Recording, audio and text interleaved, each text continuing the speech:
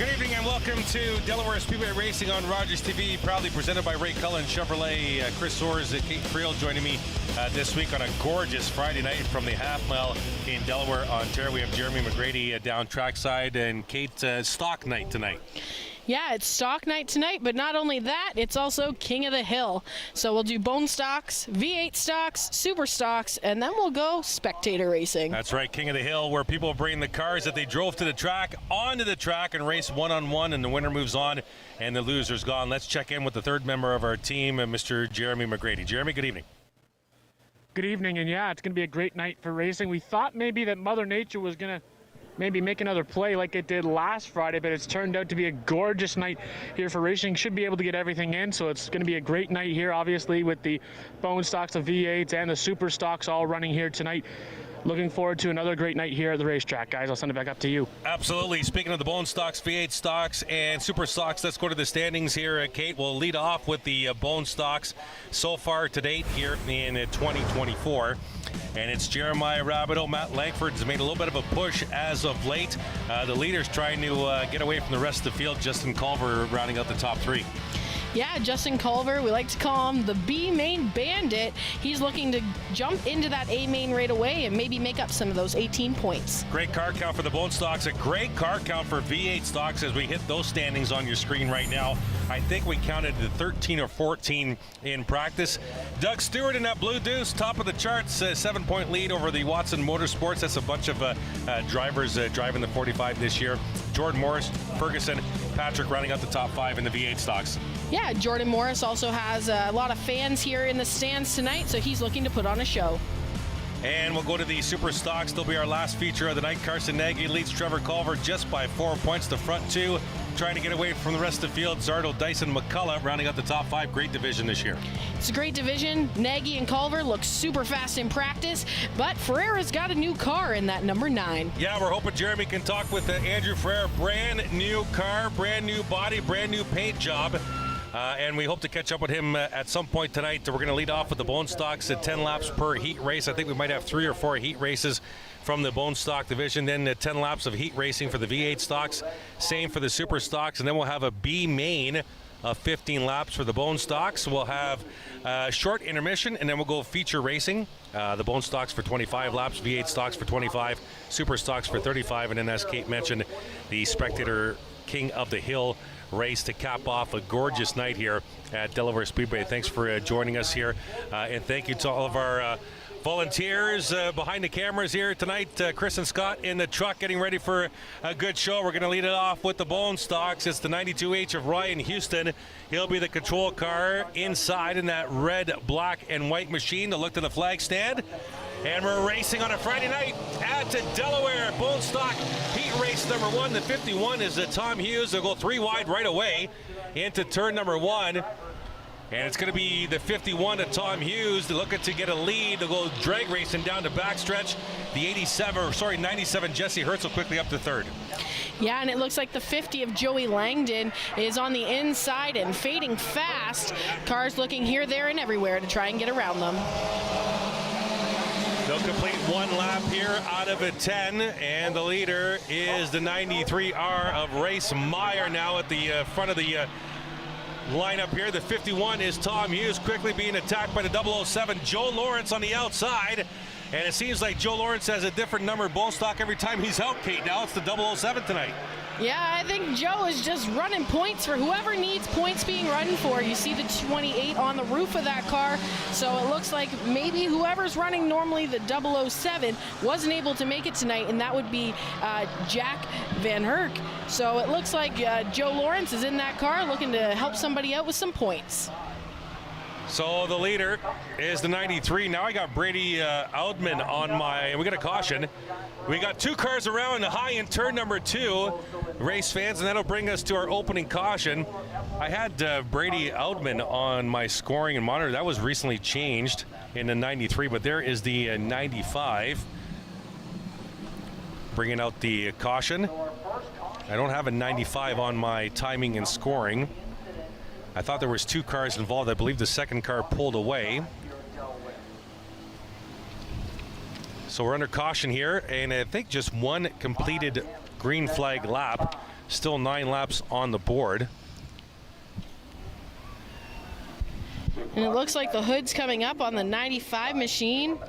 Looking to see if they need to put it on the hook or not. Safety crew doing a great job out there.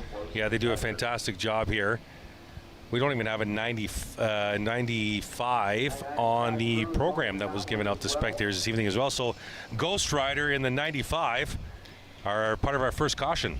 Yeah, it looks like the 95 has lost the front axle, so it's going to go on the hook and head its way into the pit area and see if the team has anything for it in order to get it back together. All right, so we'll step away for our first break of the night under caution inside Bone Stock Heat Race number 1. We'll be right back. It's Delaware Speedway Racing on Rogers TV, presented by Ray Cullen Chevrolet.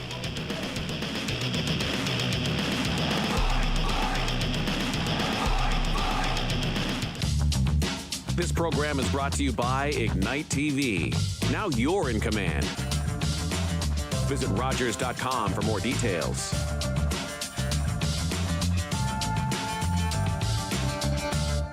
Ray Cullen Chevrolet. Ray saves you money, and that's the key on Chevy GMC. Ray Cullen Chevrolet. You should drive by Ray today. This is a brain in urgent need of mental health care. But because 3 out of every 4 Indigenous people experience racism in healthcare, she may not get the help she needs.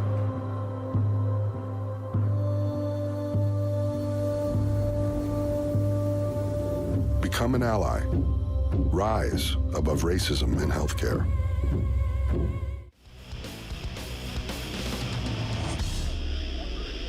New Delaware Speedway merch store now available online, shipping to anywhere in Canada or the U.S. www.delawarespeedway.com/shop or merchandise link on homepage. Stay up to date with all the Delaware Speedway fashions with new products continuously being added. Under caution here on a Friday night at Delaware Speedway. There you see the reason for the caution, the 95. We have 1 official completed lap here in the Bone Stock Heat Race section of our agenda. Chris Soros, Kate Friel, top of the hill here, and Jeremy McGrady down trackside as we get rolling again. We were red flag conditions. Now we're back to caution conditions around the half mile. As you see there on your screen, missing that front tire, they're having those axle issues. Crew looks like they're assessing the damage, and they'll go to work on the 95 and hopefully return later on tonight. You used to be behind the wheel of some racing cars in your day. Kate, what are we looking at as far as track conditions? It's hot, it's humid, and it's sunny. But not the whole track is under sunshine. A little bit of turn 1 and then all the way back to the entrance to turn 3 is in the shade. Yeah, so you're going to be slick coming out of one and gripping coming out of the other. So you're just looking for that overall setup that's really going to help you hug either corner, especially here at Delaware with it being a little bit tricky.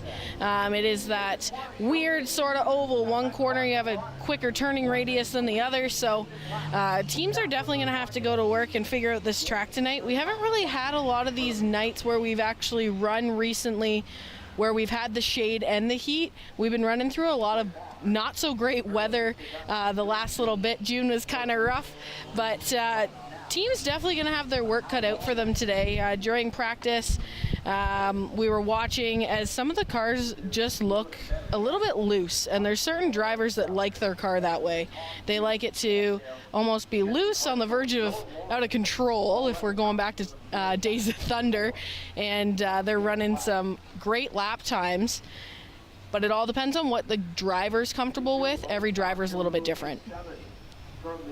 Yeah, and for those of you who are maybe still a little bit confused with Kate's terminology, loose is when you feel like the back end of your vehicle is going to come out from under you in the corners. If you're tight, it's that front end that wants to push up the track while you're trying to corner, correct? Yes, yeah.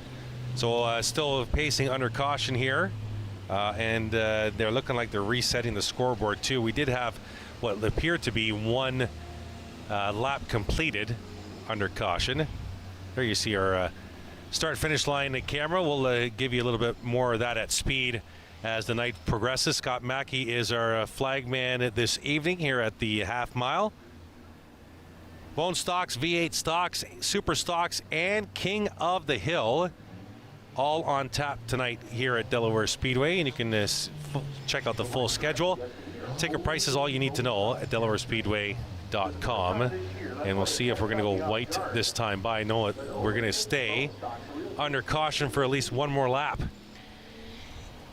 Yeah, with one lap completed in the bone stocks, everybody was still pretty tight together. So they're definitely probably trying to go back in the scoring, make sure that they're re-racking this field exactly the way that they need to be in order to go back green flag racing. So the safety crew just doing finishing touches on track monitoring to see if they're ready to go here. And the leader is Brady Outman, Tom Hughes, Jesse Herzl are your top three. Then Joe Lawrence running for the 007 for points tonight. Hannah Lamont having a good run thus far. She's in fifth. Gary Triska, Joey Langdon. But Joey was moved to the back in the 50 car. It was part of the incident, I believe. So Joey's going to move to the back. Steve McCaw's driving the 40 tonight.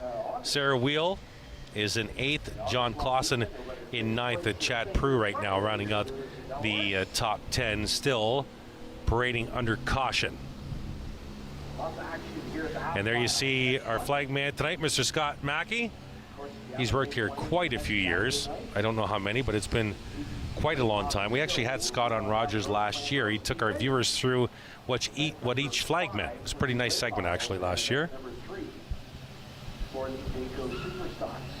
So Delaware Speedway is an egg-shaped half mile. If you didn't know, race fans, if you look at it from high in the sky, turns 1 and 2 a shorter distance between the two than it is between turns 3 and 4.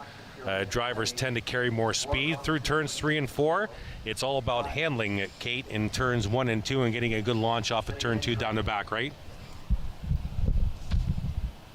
Yeah, so it looks like we're having some scoring issues and we're having some issues with the transponders. So that is what our holdup is here. They're just trying to figure out the issues with the transponders. Transponders are what we use in order to track lap times as well as scoring, so that when they come across the start-finish line, it picks up on your transponder and tells the tower who's in the right spot, what their lap speeds are, and all of the above. So they need to get those transponders picking up correctly in order to get back green flag racing. Yeah, we were just talking about the dimensions of the racetrack and the shape of the racetrack. Did you like your car to handle better in turns 1 and 2 or carry more speed through 3 and 4? I like running faster going 3 and 4. Main reason is because that push to the start finish line can cost you the position at the end of the race. So I always wanted to make sure that I was handling fast coming out of 3 and 4. 1 and 2 is a little bit different. And you can take more of a dive angle into it in order to come off fast. But I really do like setting up the car mostly with 3 and 4 in mind. Back to red flag conditions here at Delaware Speedway. We'll step away. We'll be right back. You're watching Delaware Speedway Racing on Rogers TV, presented by Ray Cullen Chevrolet.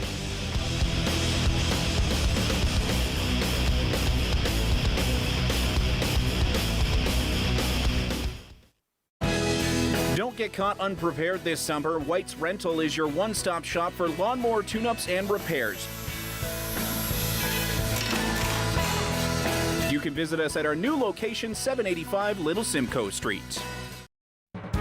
Tune in this week to Money Talks with Ryan Seeley as we speak with a corporate lawyer from Siskins Law Firm, as well as the incredible wealth management team from Canucci, Janitis, Allen Wealth.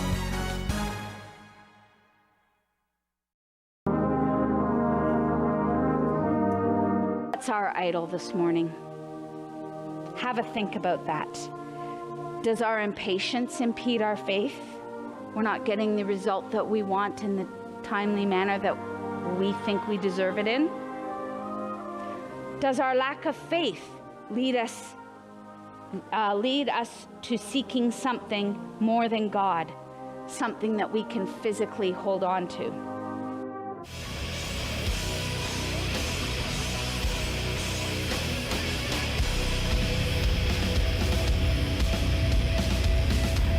Welcome back to Delaware Speedway Racing on Rogers TV, presented by Ray Cullen Chevrolet. It's Chris Soares at Kate Frail, top of the hill. Jeremy McGrady, third member of our team, down trackside. We're back to caution conditions here. Scoreboard is up, and I think we're ready to rock and roll here with one completed lap in this opening race of the evening. It's heat race number 1 for the Bone Stock division, and your leader is the 93 of Brady Aldman. So I think we're going to get the white flag next time by. And they're going to double up along the backstretch here. Call comes out from race control. And we will have the white flag displayed next time by. I'm interested to see here what the 007 of Joe Lawrence has here on the restart. Joe knows this track really well. He's had many years of racing here, and he's just phenomenal on restarts on this track, probably because it's so well known to him. So 1 to go this time by for Bone Stock heat race number 1. It's Brady Aldman and Tom Hughes. Row number 1, the 97 Jesse Herzl, 007 Joe Lawrence in row number 2. Then it's the 14 of Hannah Lamont, the 56 of Gary Triska will be in row number 3. A little bit of a breeze here tonight. I think it's kind of blowing down the backstretch just a little bit. Might give these cars a little bit of a push, a little more push going down the backstretch out of turn 2. So that corner exit on turn 2 could be important tonight for sure.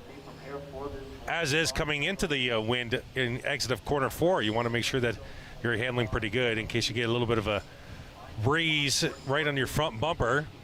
Pace car will drop down on pit road. And we're getting set to resume here after a little bit of a lengthy delay, but we're ready to go. With Bone Stock heat race number 1, Aldman will bring him to the line to look to the flag stand. Green flag, and we're racing with the Bone Stocks.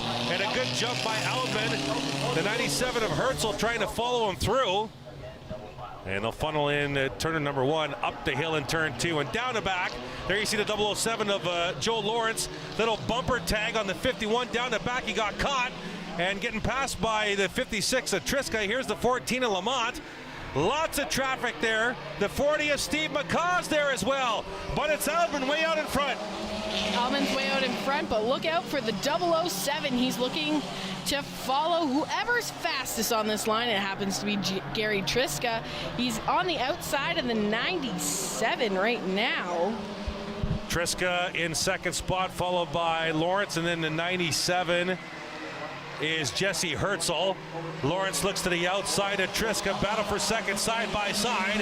Here comes the 007 of Joe Lawrence. Look out, Joe's coming to the front here. Still plenty of time. 7 laps to go here for the leader, Brady Aldman, out in front, but now he's got the 007 trying to track him down. And Aldman was definitely lucky there that Joe Lawrence got held up on the restart. But look out now, here comes the 007 of Joe Lawrence. The 40 of Steve McCaw drops into the pits from the backstretch, so trouble on the 40 machine as Lawrence is reeling in. That 93 down the back, 2.5 car lengths the difference now, but there you see the 007 closing in and is a late breaker and gets right up to the door through turns 3 and 4. Side by side for the lead. Lawrence wants it on the high side. Aldman trying to keep it down low. Joe Lawrence with absolutely no fear pushing that car as hard as he can going into 3 that time by. Gives him the advantage to take that car out of turn 2 and have the lead. Looks like Joe's racing for points for the 007 because his normal 28 on the top of the car, as you'll see right there on the roof, 28, but 007 on the doors. How much would it cost, you think, to rent Mr. Lawrence for a night, because he seems to be doing pretty good? Oh, Joe's just always happy to help somebody out. It's just the way Joe is. I've known him a long time, raced with him in the junior late models, so when we were really young, so I've known the Lawrence family a very long time.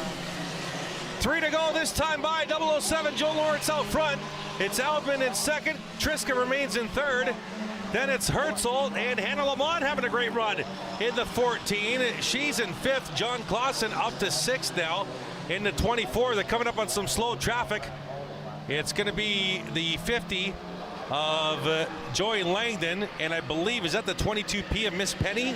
Miss Penny and Sarah Wheel. No, 06, Sarah Wheel. Yeah, and yes. Miss Penny was in the 22 there that Joe did go by as well. 2 laps to go for the leader. Joe Lawrence in the 007, all by himself, almost a half a straightaway lead along the back.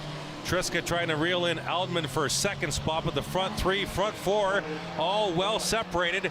White flag on the speedway. Joe Lawrence will take it. Half a mile to go. Bone stock heat race number 1. We'll watch him go into turn 1. He'll dive into turn 1. He'll stay down near the apron. Up the hill in turn 2. Down the back. And a very comfortable lead with 2 turns to go for the 007 of Joe Lawrence, completing bone stock heat race number 1 out of turn 4. Checkered flag in the air for the 007 of Joe Lawrence. It'll be Aldman in second, Triska third, Herzl, Lamont rounding out the top 5. And Kate, take us through our top 10. Yeah, followed by John Clausen and then Tom Hughes, Joey Langdon, Sarah Wheel, Miss Penny, Steve McCaw, who had to pull into the pits there, and then the 99 of Chad Peru. So I'm wondering if the 95 was running for Chad Peru this time by the number 95 that went in with the front axle problem. I believe the top 4 out of that heat race will continue directly to the A main. Everybody else you'll see in the B main trying to make their way into the big race. Heat race number 1 winner 007 Joe Lawrence. We'll be right back. Delaware Speedway Racing on Rogers TV, presented by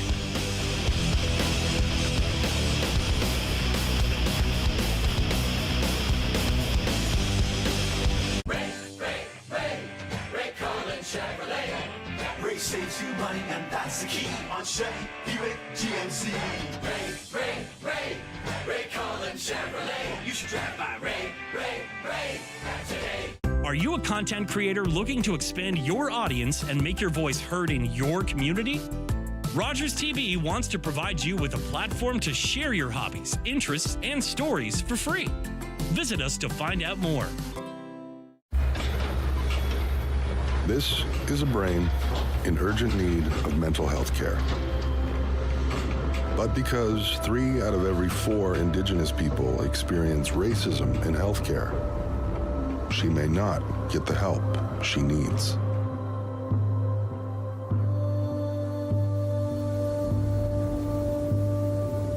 Become an ally. Rise above racism in healthcare.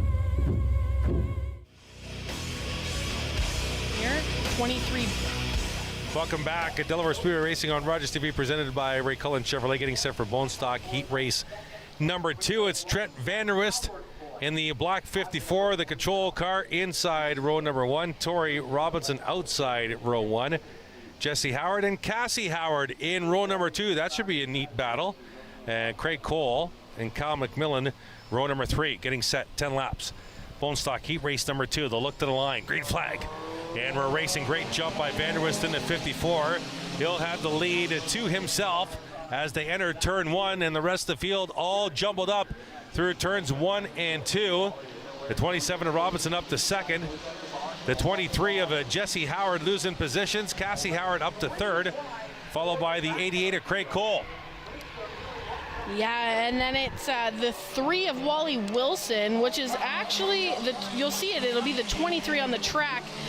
But there's 3 cars out of the Howard camp as Wally Wilson has jumped into Jesse Howard's travel car that she runs at other tracks and is running out here tonight. Yeah, running the 23, the turquoise 23, whereas Jesse Howard is in the red labeled 23, currently in the 5th position.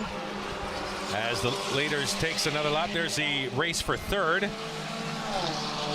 And it's the 59 of Cassie Howard trying to protect from the 88 of Craig Cole. Jesse Howard has reunited with that battle. Down the back, it's now 3 cars battling for that 3rd spot. Meanwhile, Robinson trying to catch Vanderwist for the lead out of turn number 4. There's your 3rd, 4th, and 5th place running automobiles at the line. 7 to go. Cassie Howard doing a great spot, maintaining that position. She slid up a little bit as she had taken the inside line down the front stretch, allowing that inside line to open up there coming out of 2. And the 88 of Cole will take full advantage of that and go to the inside of the 59 of Cassie Howard. Battle for the lead, top or bottom right, battle for third, top left.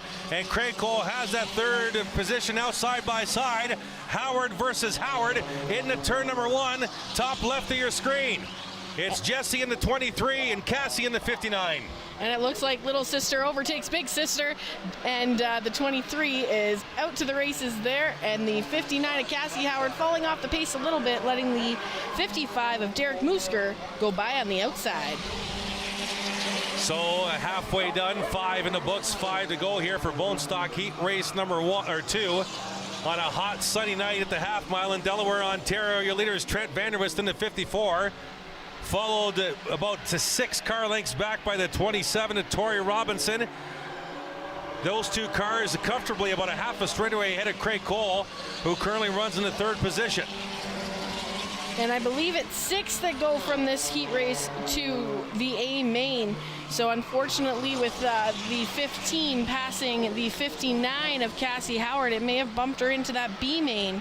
Jessie Howard still trying to hold on to that A main hope in 5th position there.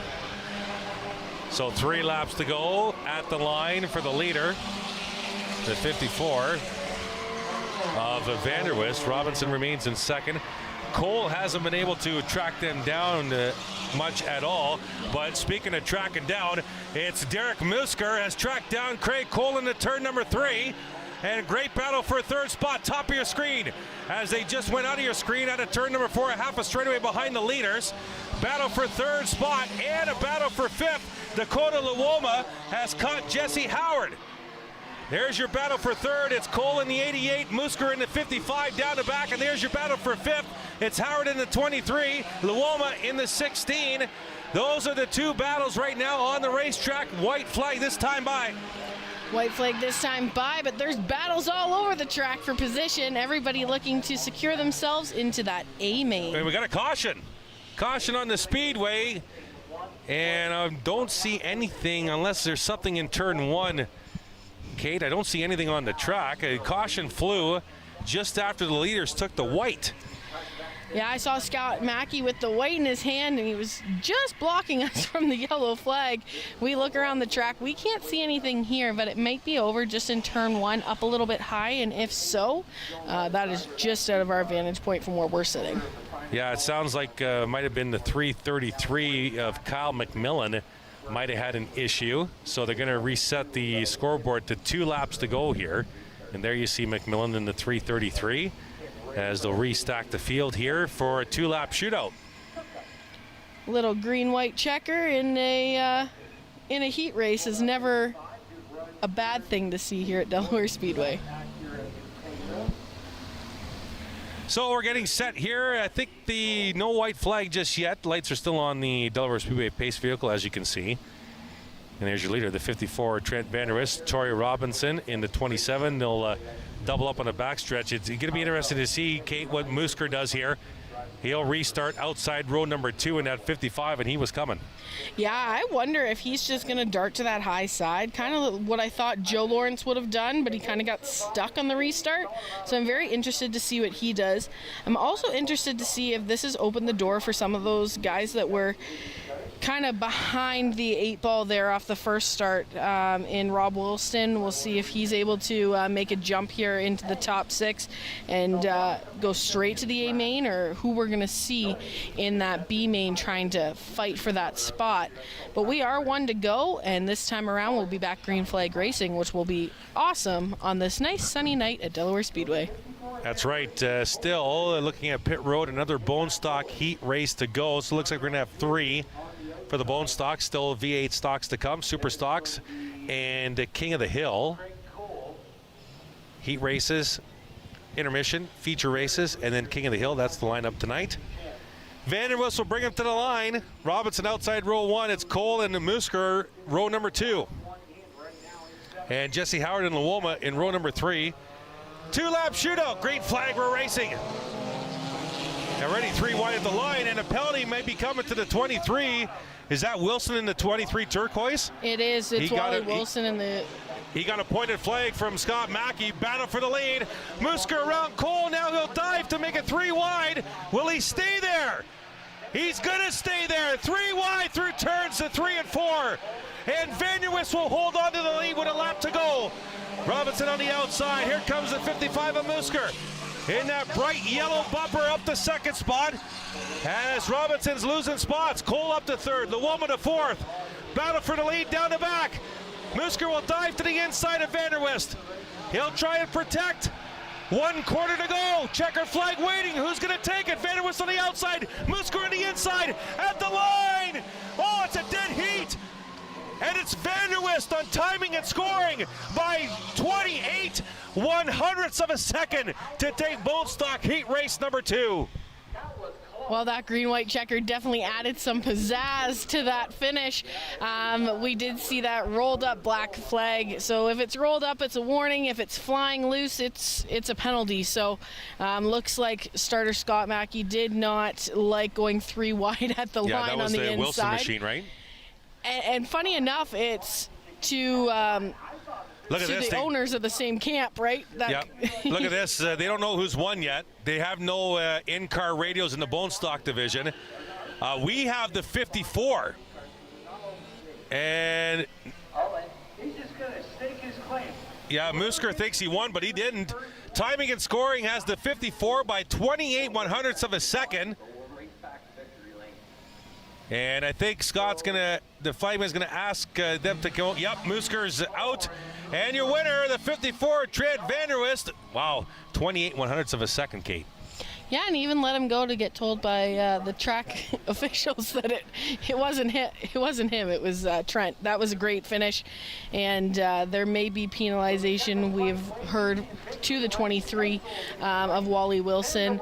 Tried to make it on the inside, but most of the time starters don't want you going to the inside. They're okay if you pass on the outside. So let's check in downstairs with Jeremy. Thanks, Chris. I'm here with the driver of the 00 machine in the Superstock Series, and Jay Cox. Now, Jay, currently sitting 13th in the Superstock standings. What's going to be important for you in here tonight to try to climb up the standings? We're just trying to improve every week right now, and hopefully we'll get up there towards top 5, close to the front of the pack. That's just what we're hoping for right now. And heading in to the heat race for you in the Superstocks here tonight, what's going to be a key for you to get to the front of the track? Clearly, you got a great night for racing here at the Speedway. Got a nice, good track.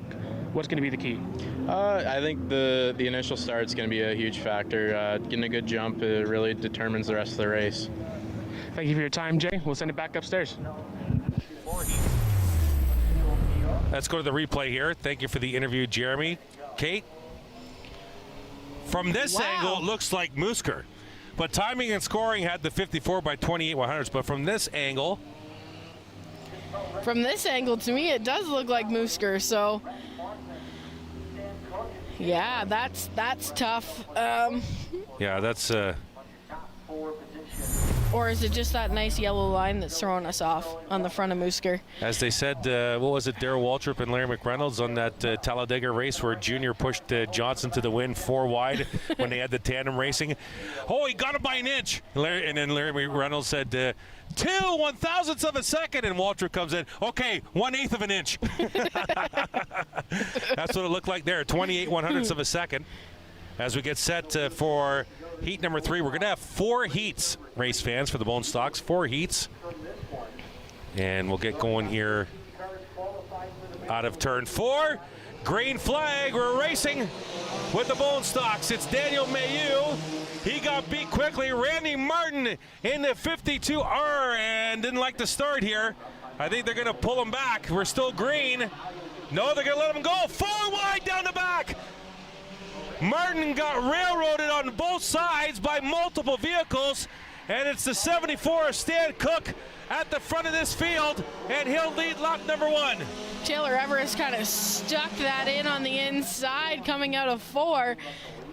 Little bit of a bump and go, but this heat race is shaping up to be something interesting, and we're only a lap in.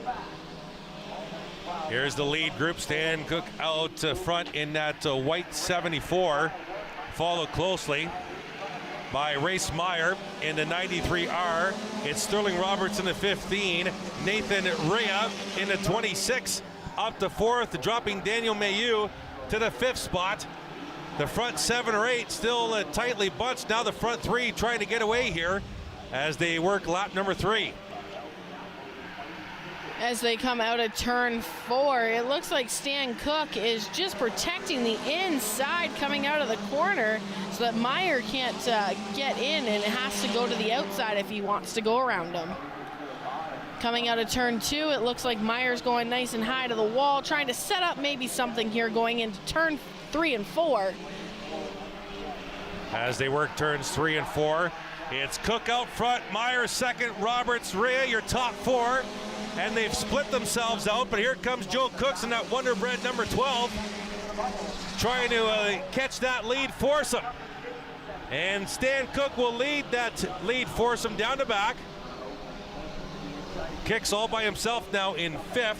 Taylor Everest in that green 13, leading another pack of cars for 6th. 5 to go, halfway. Bone Stock Heat Race number 3. Yeah, it looks like Cook is definitely off to the races here. He's gone. I don't think anybody's going to catch him, but you never know in bone stock racing. Joe Kicks has had a great run coming back to push to the top 5. He's holding his own. Yeah, he's actually catching that foursome now. He's reeling in the 26 of Nathan Rea. There you see him right of your screen in the white number 12 as Cook will lead the lead fivesome now through turns 1 and 2 and down the back. Another time, and they're all to themselves now. Half a straightaway lead on the rest of the field. Everest slow on the back, and Taylor Everest locks up the brakes and dives into the pits from the backstretch, and we stay green with 3 to go. And looking at the live timing, it looks like the 25 is also listed as Joe Lawrence, so I'm not sure, but I'm pretty sure he's in the 007. Sterling Roberts in the 15, just past Race Meyer in the 93 for second. There's Rea in the 26, and you'll see the 12, the Wonder Bread car.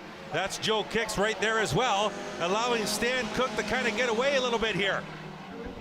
2 laps to go, 1 mile here, Bone Stock Heat Race number 3 from the half mile in Delaware. And it's Cook leading the fivesome down the back. Closing in under braking, Sterling Roberts is right there in that 15. They'll see the white flag this time by. Does Roberts have anything? He was a little tight coming out of turn 4. Car pushed up the track a little bit. The 15 is Sterling Roberts as Cook will lead him through turns 1 and 2. One final time. It's Cook, Roberts, Meyer, Rea, and Kicks. Your top 5 all by themselves. Half a lap to go. Roberts closes in under braking in turn 3. Cook might lead wire to wire here. Out of turn 4, checkered flag in the air for the 15 is Stan Cook. Followed by Sterling Roberts, Race Meyer, Nathan Rea, Joe Kicks. Your top 5. Followed by Charlie Verhoeven in 6th. It says the 25 of Joe Lawrence is in 7th. Then Daniel Mayu, Jack Dixon, Aiden Eckert, Randy Martin, and Taylor Everest round out the field. We're going to go to the 4th heat race coming up next. And I think that might be Genereux in the 25. I recognize that name. Yep, it might be.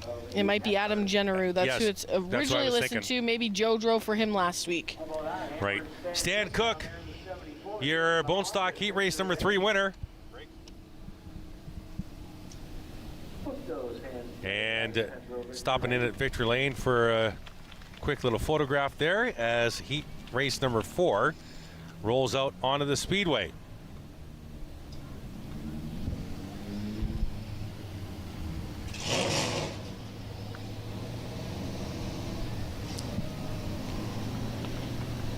All these bone stock races have definitely brought something different to the racetrack, all entertaining in their own way, whether it be 4 wide, a photo finish, green-white checker, or a little bit of a front end issue in the first one. So I'm interested to see what heat number 4 is going to bring us.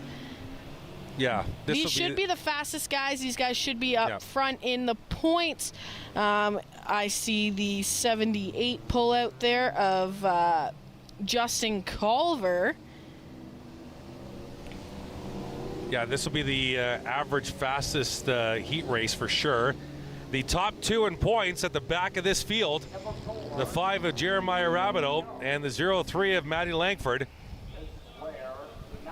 They're going to try and weave their way through to the front of this field. Did we get a number on how many might advance out of this heat, Kate? I think how they've been doing it is they've been going 4 and then 6, 6 and 6. But I am not 100% sure what they've decided to go with today, and then having people come out of the B main. Sometimes the number changes depending on how many cars are here. So it's a week-to-week thing. I wasn't down in Tech Garage today for the drivers meeting, which normally we find out all that information in. But we're going green flag racing. Bone stock heat race number 4, and it's Ian Levac in that red number 10 quickly out in front. Here comes Mitchell Rawlings in that black 69 up to second spot. It's Verburn in the 19. The 10 of Levac got a great start. Being the control car, he really took off, but he slides up the track there, opening the door for the number 69 of Mitchell Rawlings. Back in the field, Jeremiah Rabideau, the points leader, already put it 3 wide momentarily and grabbed 2 spots. The points leader, we got a little bit of a bumper tag in turn 2. I thought they were going around. Rabideau will stay straight, and he's got Langford right on the rear bumper, right side of your screen. The 5 is the points leader. There you see the red and white car, top of your screen. That's Langford, orange and white, sorry. Side by side for the lead. Rawlings to the inside. Colin Willems down to the front, trying to get the lead. Here comes Culver in the 78. Verburn in the 19. Put a blanket on them. They're all there. Culver did a great move there on the front stretch, darting into the middle of a 3 wide, making it 3 wide by going through the middle, but he set himself up perfectly, and he'll come across the line this time by in second place. Here comes the points leader. He's going to the outside. Jeremiah Rabideau is knocking cars off the list on the high groove. There's the 5. Past Verburn in the 19. Now to the outside of Mitchell Rawlings in the 69. Langford hasn't been able to keep pace. Langford 5 positions back, and the points leader is coming to the front with 6 to go. The 78 of Culver really wants to stay ahead of Rabideau. He's trying to chase him in points, so let's see if he's able to do so. But making that A main is always Culver's goal. What we have noticed about Jeremiah's car this season is it corners so well. Look at that. It maybe loses a little bit in horsepower down the straightaways, Kate, but that 5 corners like she's on rails. And half the time, cornering can be the full battle, because if you can get just that little bit of extra through the corner to set yourself up, straightaway power isn't always what you need. And there's the straightaway power by Culver, top of your screen, battle for the second spot. Top 3, bottom of your screen, live leaderboard left side, 3-way split. Rogers TV here on a Friday night, 4 to go. This time by Rabideau to the inside of Culver. Top left of your screen, that's the battle for second. Rabideau's got it. The front 3, top right, and they're trying to get away from the rest of the field. Verburn will lead the rest of the pack, about 15 car lengths behind the lead trio. Culver was looking to set up a little crossover move, wasn't quite there in time.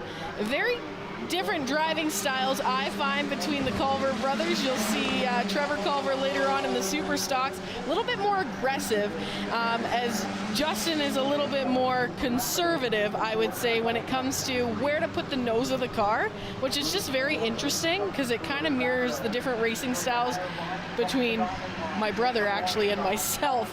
I'm a little bit more conservative, and he'll go for it. 2 to go that time by. Rabideau dives to the inside of Willems, looking for the lead. It's Colin Willems in the 17. Jeremiah Rabideau in the black 5, trying to get out in front.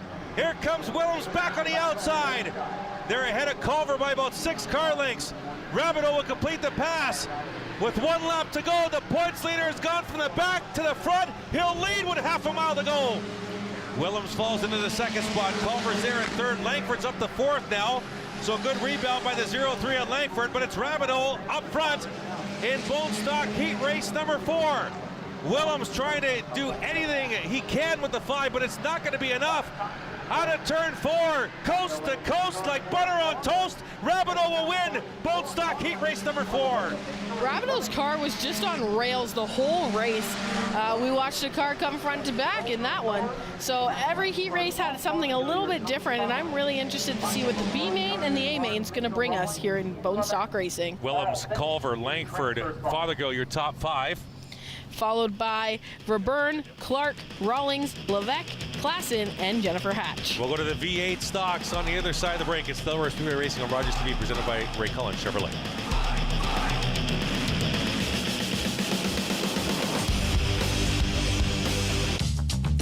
This program is brought to you by Ignite TV. Now you're in command. Visit Rogers.com for more details.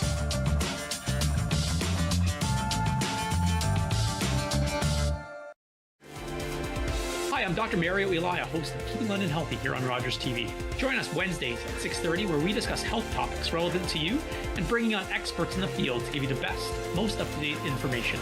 See you then.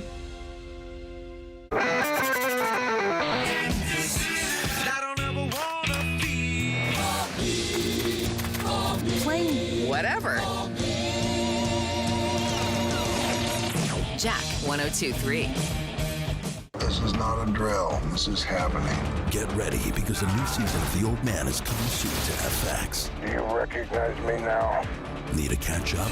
Stream the entire first season on City TV Plus.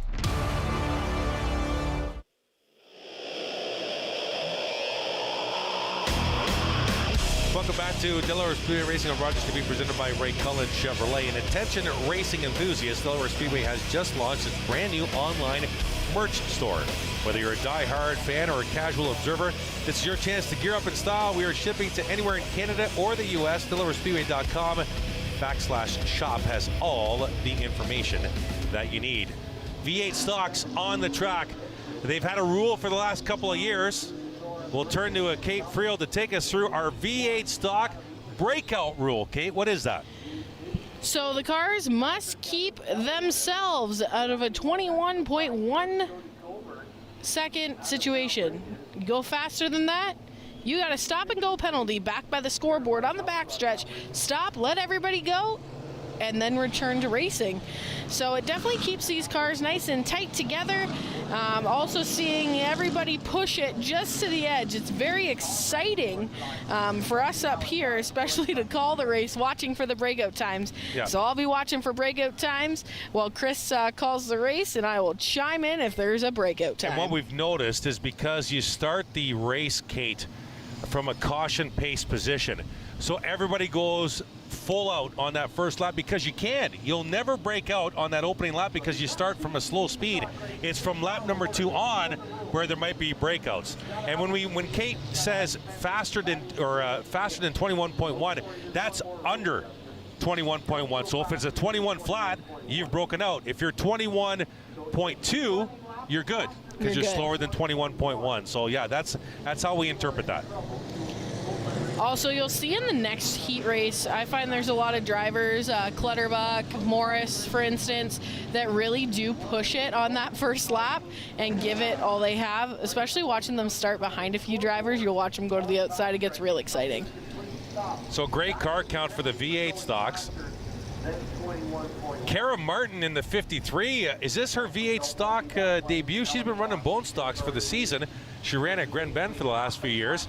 She's in a V8 stock tonight. That's awesome. I think she's only 15. So Kara Martin is actually running one of Steve McCaw's cars. Right. That's what their deal was this season. Steve McCaw wanted to give her a little bit of an option to get behind that V8 and try something new. That's awesome. I think she's only 15, maybe 16. Green flag for racing.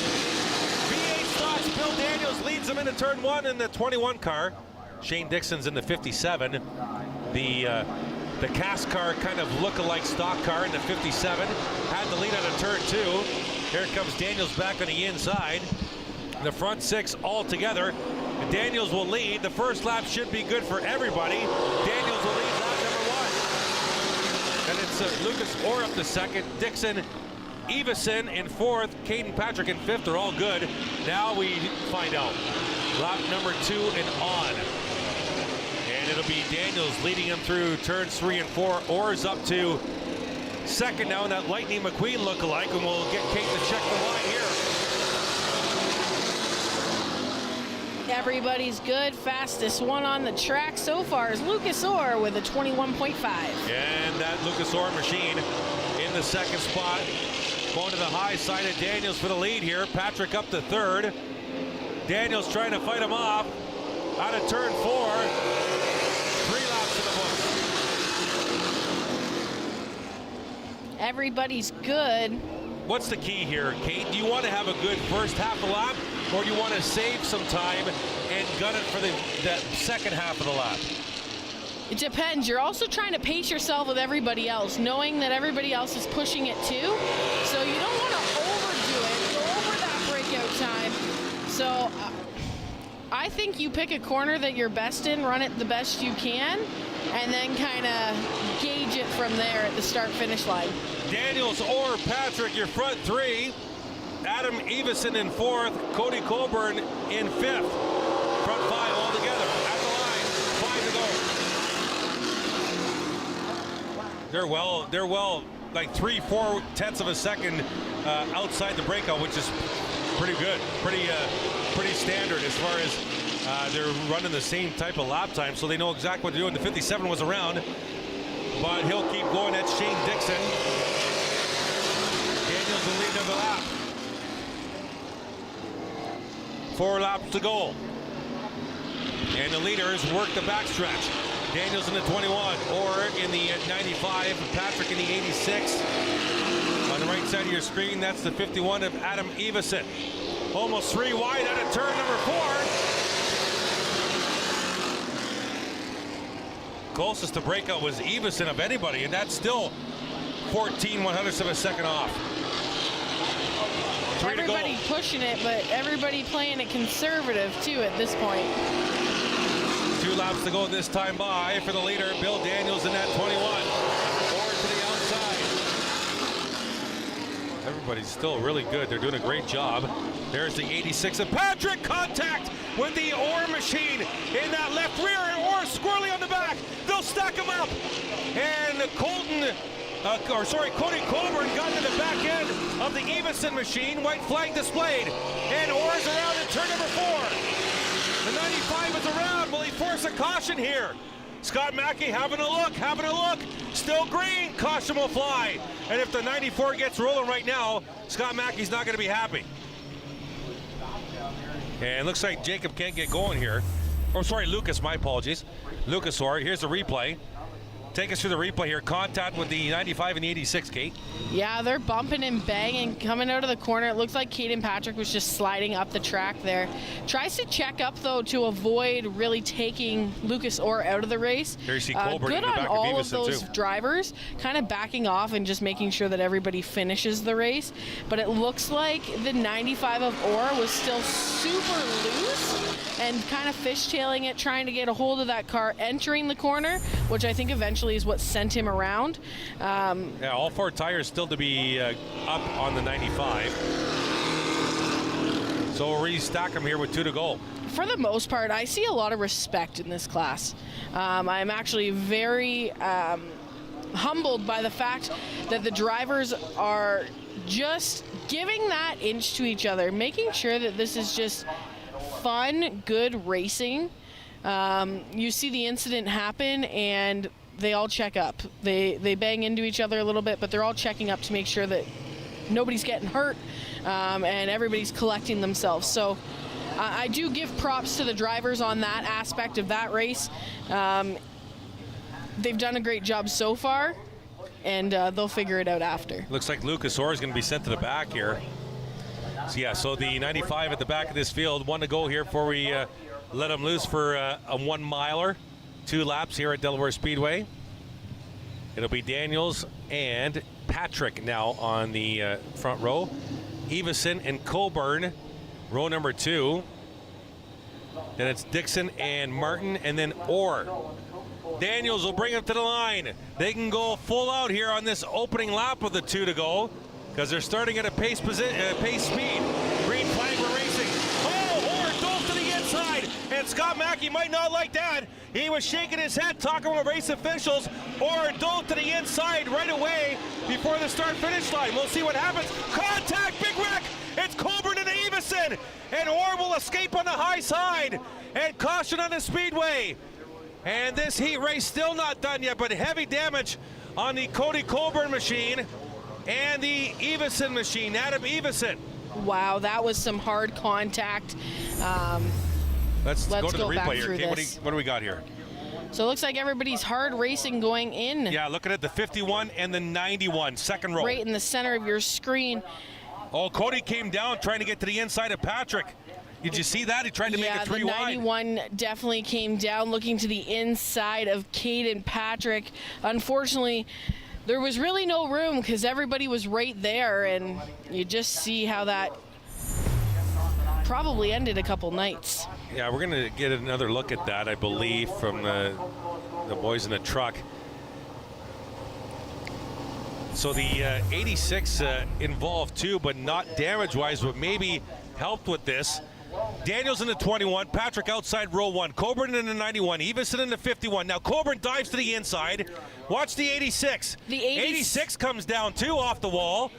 Forces Coburn into Evison. Evison ran over the front left of the Coburn machine and destroying the front left corner. I think Caden came down off the wall a little bit. I think the 86 actually got loose coming out of turn 2 there and may have actually touched the wall a bit. Coming off the wall, ends up collecting everybody with them because everybody's trying to check up, but there was just no room. And the 91 goes to the inside. You can see it right here. Watch the 86, blue car, top of your screen. And you watch slide out and just almost touches the wall there, comes down across, and the 91 just was looking to... You think the 86 was loose and just didn't come down? I think the 86 was loose. Okay. Kind of slowed up there because you watch how everybody's so stacked together. The 21 takes off. Bill Daniels takes off coming out of that corner. And you just kind of watch how the 86 comes up towards the wall. You watch a little bit of a bobble happen. Not much, but just enough to take that speed away. Kind of stacks up everybody else behind him. The 91 looks to go to the inside, and everybody just gets collected there. So under caution, still 2 laps to go here in this V8 stock heat race number 1. And let's have another look here as to why we're under caution. The 91 and the 51, second row. 91 is going to come down and try and go 3 wide on the 86 and the 51. So see how the 21 actually is sliding up just a little bit as well.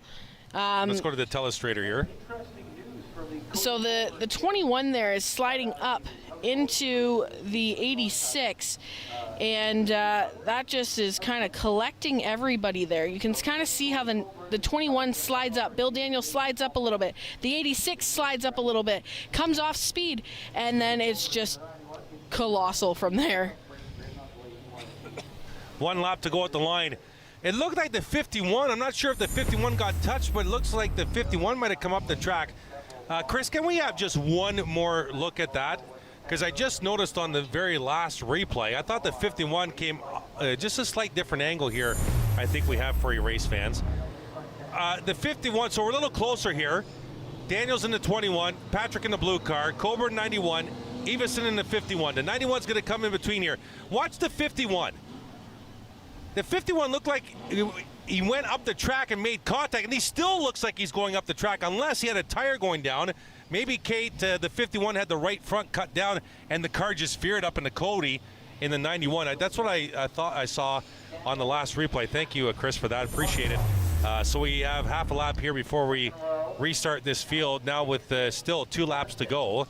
And Bill Daniels, your control car. And you'll see when they come around, they have a restart zone here. It's a yellow stripe on the inside wall on the exit of turn 4. Down to 2 red stripes on the wall with a cone on top. There's the yellow stripe. There you see the 2 red stripes. The control car must start the race or restart the race in that control zone. If the control car does not, the outside car or the car beside the control car can start the race. Side by side for the lead. Lap and a half to go. It's Patrick on the outside, Daniels on the inside. Orr is trying to fight his way from the back of the field. It's attrition has given third place now to the 51 or 57 of Shane Dixon. 1 lap to go. Still side by side for the lead. This lap will be at full speed. We'll have Kate check the times of the line. 21.1 is the breakout time. Daniels on the inside, Patrick on the outside, looking for a heat race win. At the line, it's Daniels. Are they good? They're all good at the line. Bill Daniels wins the V8 stock heat race number 1 after a couple of late cautions. It's Caden Patrick in second. Lucas Orr fights his way back to third, followed by Shane Dixon and Kara Martin. Adam Everson, Cody Coburn retired from the heat race with the damage after an incident. And there you see the winner of our first V8 stock heat race tonight, and that's Bill Daniels. Let's go downstairs and check in with Jeremy McGrady. Thanks, guys. I'm here with the driver of the number 5 machine in the Bone Stock Series, Jeremiah Rabideau. And Jeremy, you're able to pull off the heat race victory here tonight, continuing your lead in the Bone Stock Series. Talk to me about your ability to get up to the front of the pack and be able to win not only just heat races, but get into the feature race and win that as well. Yeah, actually, I haven't won a heat race in quite some time now. It's kind of nice to get one of those for this year. It was surprising, to be quite honest, to get all the way through the pack on that one. There's some good cars in there. I think the sun came out, heated up the track. It kind of, just like last week when the sun went down, I think it played into my hands a little bit for the handling of the car. Yeah, and so far this season, this 5 car has had a lot of success being able to move up on the pack. What do you give credit for yourself and your team to be able to get this car into top shape? Well, we're pretty meticulous with it. When we're setting the car up, you know, if I'm setting the toe, if it's a 32nd of an inch off, it's not good enough. It has to be perfect. Everything has to be perfect, and it seems to be translating into speed. Well, thank you for your time, Jeremy, and I'll send it back upstairs. All right, Jeremy and Jeremiah, when we come back, heat race number 2, V8 stocks from Delaware Speedway on Rogers TV, presented by Ray Cullen Chevrolet.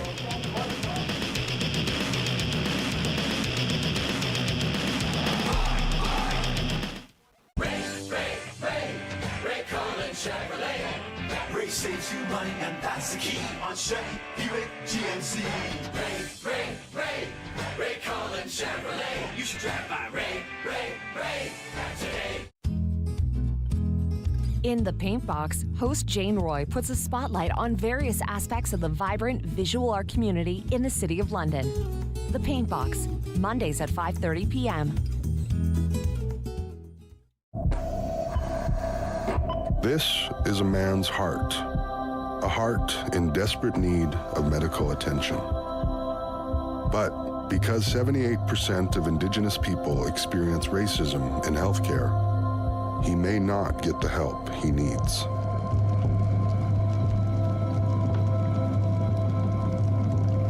Become an ally. Rise above racism in healthcare.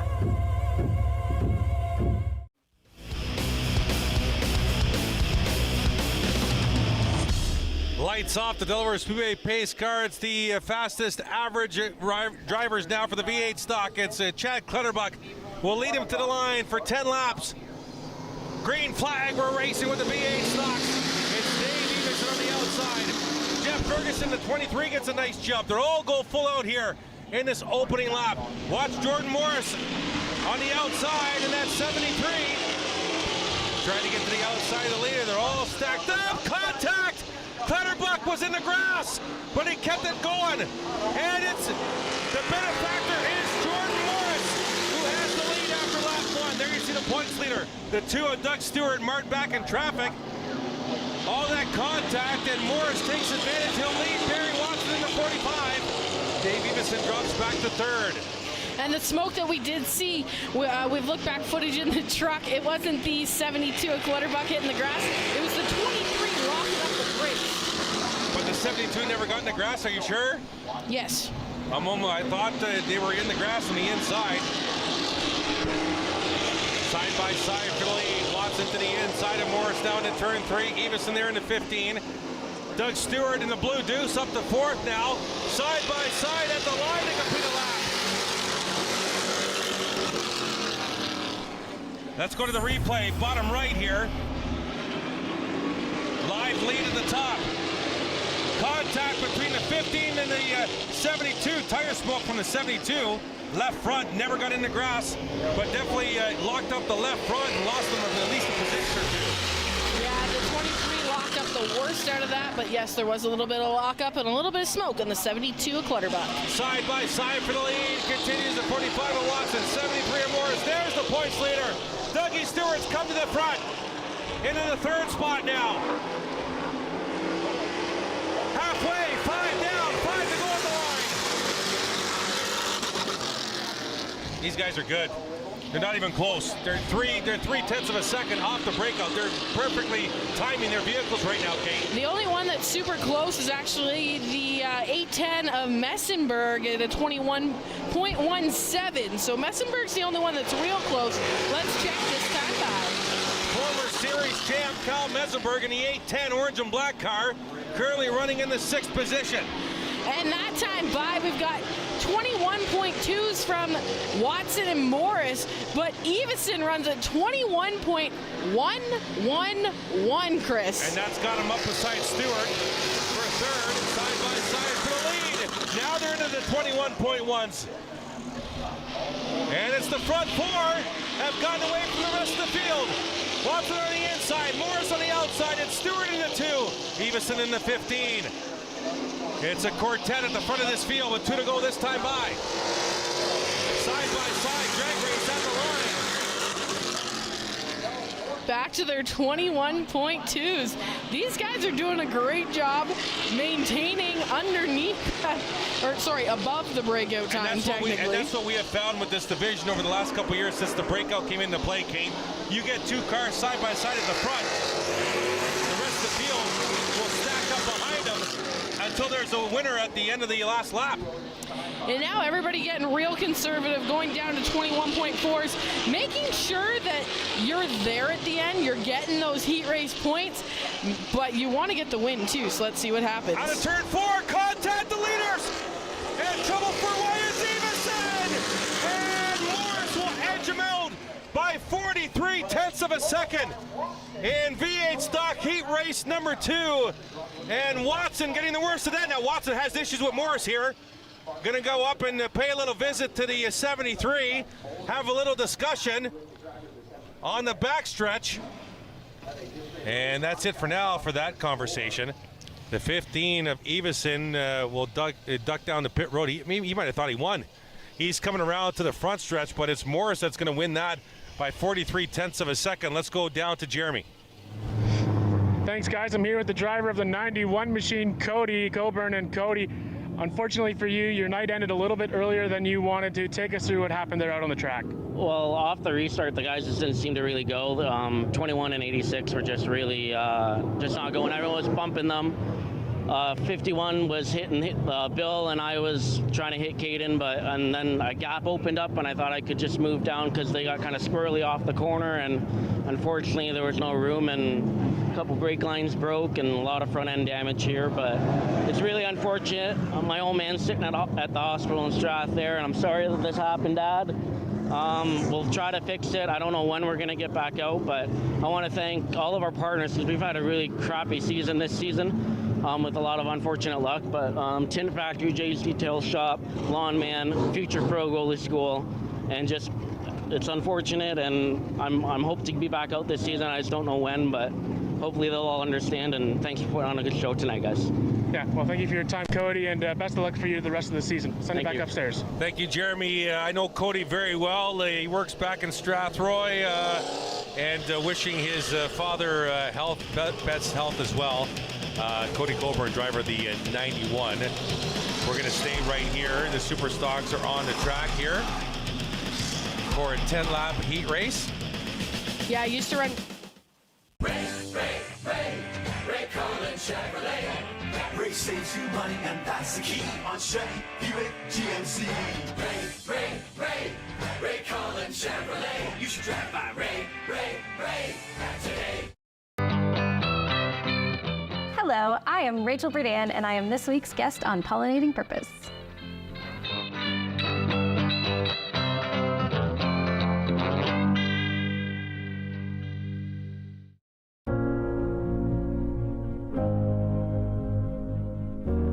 been volunteering for almost a year now. I like volunteering at Rogers because I like working with cameras and just like making sure I get the perfect shot and learning more about like photography and like the aspect on how you film games. Well, some of the best parts about volunteering with Rogers is just learning, getting to meet new people while you're doing it, and just being behind the camera and learning more as you go.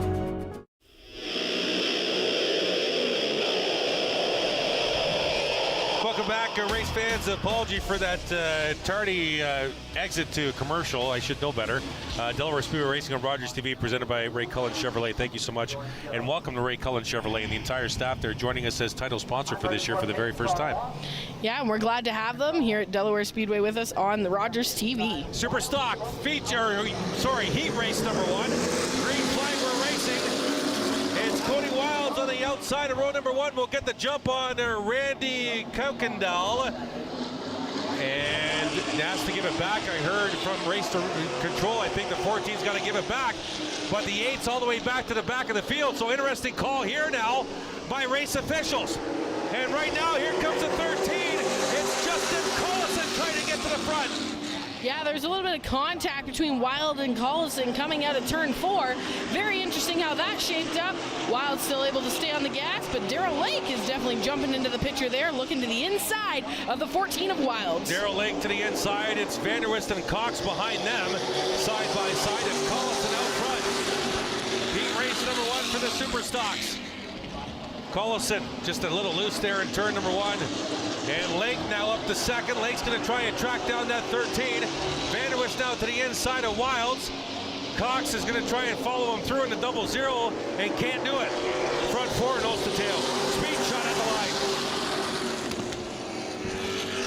Collison will lead the Super Stock train up the hill in turn 2, down and back.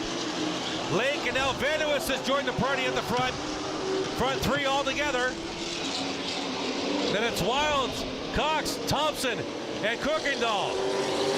Lake kind of checked up there midway through the corner, definitely making it a little bit interesting for Vanderwist Jr. having to kind of tap the brake there, but it all looks to shake out, and Lake is able to go past Collison, and Vanderwist is coming with him. Darrell Lake to the front. Vanderwist will dive down to the inside of Collison. Darrell Lake, your new leader in the 7s at the line. Time to go. Darrell Lake now dad at 2, so tired dad is what he told me a couple weeks ago. Glad to see the 77 of Darrell Lake out front. Vanderwist Jr. not letting him get away in the 7th spot. Collison drops back to 3rd. Then it's Wilds and Cox right there as well. Nose to tail, leaders at the line, 4 to go. It's Darrell Lake at the point. Super Stock, heat race number 1. And it looks like Vanderwist Jr. doesn't want to let him out of his sight. Let's see if Pete's got anything for Lake. Front 2 trying to get away here. Vanderwist Jr. looks to the inside. Lake will lead out of turn number 4, 3 to go. Collison all by himself. Then it's Wilds in 4th, Cox in 5th, Ethan Orr in 6th, Lonnie Thompson and Randy Kuykendall rounding out the field. Lake and Vanderwist are having a great run. Here we go to the battle at 4th place.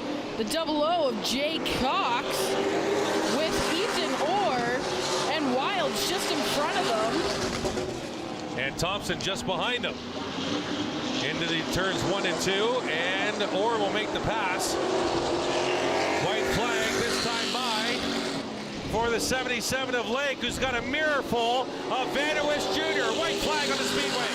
And sorry, that'll be Orr taking the 5th spot, not the 4th spot. Nose to tail, leaders at a turn 2, down to back one final time, and Lake will lead him down to back. Vanderwist Jr. right there, 2 car lengths back.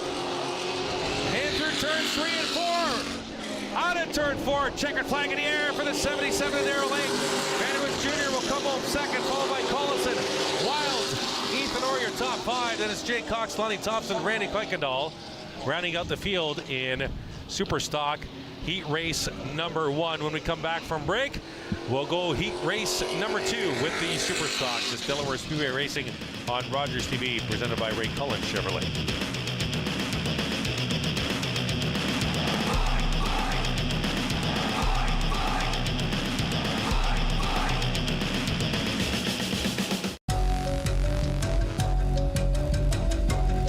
blow out all candles before you leave the room or go to bed. Never leave a burning candle unattended. When you go out, don't forget to blow out. Tune in this week to Money Talks with Ryan Seeley as we speak with a corporate lawyer from Siskinds Law Firm, as well as the incredible wealth management team from Tanucci, Janitis, Allen Wealth. Was that 4 or 5? He's lost count and still thinks he can drive. Do you think he knows that when he is caught and charged with impaired driving, he'll lose his license and a lot more? If he gets in his car, he'll face costs exceeding $20,000. Does he realize he could have a criminal record for his choice to drive? And it could be much worse if he crashes. Wonder what he'll be thinking tomorrow. Have a Holden one at 15. Visit ArriveAlive.org to find out more. Arrive Alive. Drive sober.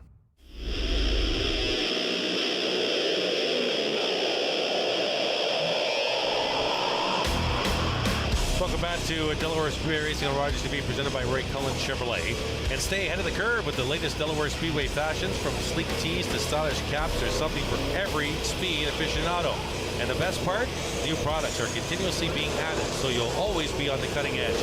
Rev up your wardrobe and show your love for the track. DelawareSpeedway.com/shop has all the information. Getting set for Superstock Heat Race number 2 here. As the sun has ducked behind the clouds, it's gotten cooler. You can feel it. And the track is now completely in the shade, Kate. So that's going to add some grip and add some speed, is it not? It should. There should be still some good heat in the track, especially after the Superstocks just ran their first heat race. So this is going to put some more heat in the track with heat race number 2. So we'll see what that does for the Bone Stocks later on, too, and for their B main. Your top 2 in points, very close together in the standings, is starting as second and third last, respectively. And at the front is going to be the 83 of Brody Rickwood. Outside row number 1, David McCullough. And it's Andrew Ferreira in a new look number 9, a black car. We're used to seeing him in a red car, and that's a different shaped body as well. He blew a motor a few weeks back, and then we had a rain out. There you see Andrew out of the Strathroy stable in that black number 9, inside row number 2, alongside last week's feature race winner, Ryan Dyson. Then it's Lane Zardo, Trevor Culver, Carson Nagy, and Brandon Edgar. 10 laps, the scheduled distance, and Rickwood will lead him to the line. McCullough on the outside, into the restart zone. Green flag, we're racing with the Superstocks. Good start for the 83 of Rickwood, able to get a little bit of a jump there at the beginning. He started himself off good, set himself off good for this rest of this heat race. Sorry, I was just looking over at starter Scott Mackey. He picked up that yellow flag. I didn't know if he was going to let it fly or not, but it's a good start. McCullough in second spot, then it's Ferrer to the inside and Dyson for third. And Ferrer's got Zardo all over his rear deck lid in the 36. Zardo dives to the inside. Little bit of contact on their rear bumper. Another shot to the back of the 9 on the backstretch, and Lane Zardo wants to go here. Ferrer to the inside of McCullough for second. They're all stacked up from second back to 7th. Yeah, they're running side by side, and it's all about who's going to lose patience first or what lane's going to go. But I think the lane on the inside is going to get that last push. And there goes Ferrero and Zardo, and Nagy's going to go with them. Culver decides to duck down behind Nagy and hopefully join the train. Dyson was trapped on the outside, gave a shot to McCullough. A little frustrated, the 28 couldn't go anywhere. Now the 28 ducks inside McCullough and will grab the 6th spot, but it's Rickwood up front. Then the 9 of Ferreira leading Zardo, Mordo, and Culver. They're all right there with 6 to go in the line. Yeah, and last year's Rookie of the Year, Rickwood, would like to stay out front and hope that this whole thing goes green and he can stay there and nobody catches him. Zardo looks really quick off the corner here on the 9 of Ferreira. Almost gave him another shot going into turn number 3. Andrew trying to protect the lower groove. Zardo diving to the inside. Can't keep the grip. And Ferreira will keep the spot for now. Culver looking to the inside of Murnau. And Culver's there to the inside of the points leader. First and second in the points, battling for 4th. Zardo really loose on it, turn number 2. There's your lead gap. Rickwood back to Ferreira. Culver right side of your screen momentarily. There they are. Inside of Murnau for 4th. And it actually means the number 93 of Carson Nagy that Culver's on the inside of. We're so used to seeing a 3 on the side of Ray Morneau's car running that orange paint as well, but that's the 93 of Carson Nagy. Yeah, Carson's not going to be happy. We talked on Facebook this week. He's not going to be happy when he watches this back.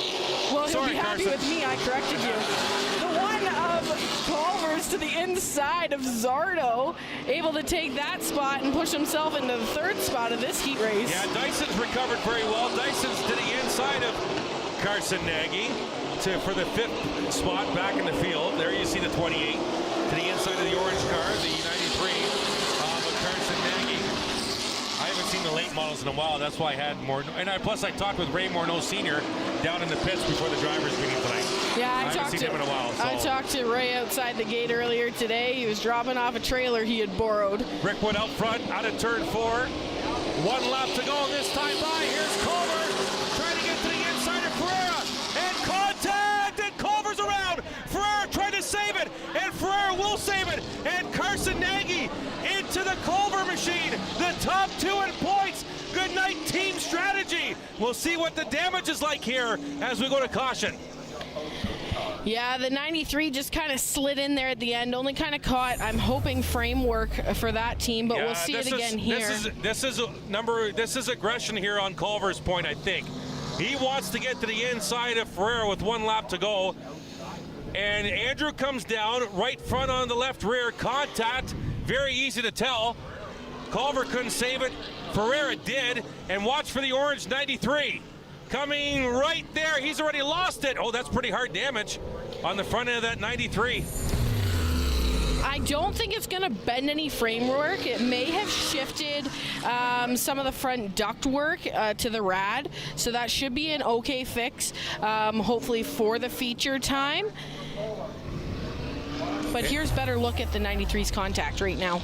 Yeah, so watch right of your screen. Carson Nagy coming in here. It is a pretty hard hit, but a lot of sheet metal took the brunt of it, right? I think a lot of sheet metal and the ductwork into the rad. When I say that, the radiators sit back a little bit further there, more in line with the front part of the wheel on these super stocks. So they're going to have a lot of sheet metal that is set in there, and it's just to bring as much air as possible into that rad, cooling the engine, making sure that everything's good to go on these race cars. It doesn't look like, though, that anything would have shifted, hopefully, into his front end setup in control arms, ball joints, all those things. So I think that the 93 is going to escape major damage.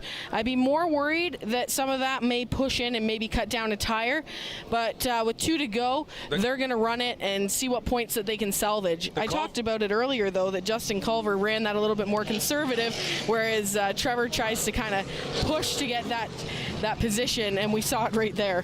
It looks like the Culver machine's okay because Trevor did not pit. We thought there might have been damage on the left front tire, but did not pit, so good to go here. They'll go side by side and expecting the green flag for a 2-lap shootout next here as they come to the straightaway. So it's going to be Rickwood up front and Andrew Ferreira on the outside of row 1, then Zardo, and it looks like Dyson now, who's recovered well from a slow start.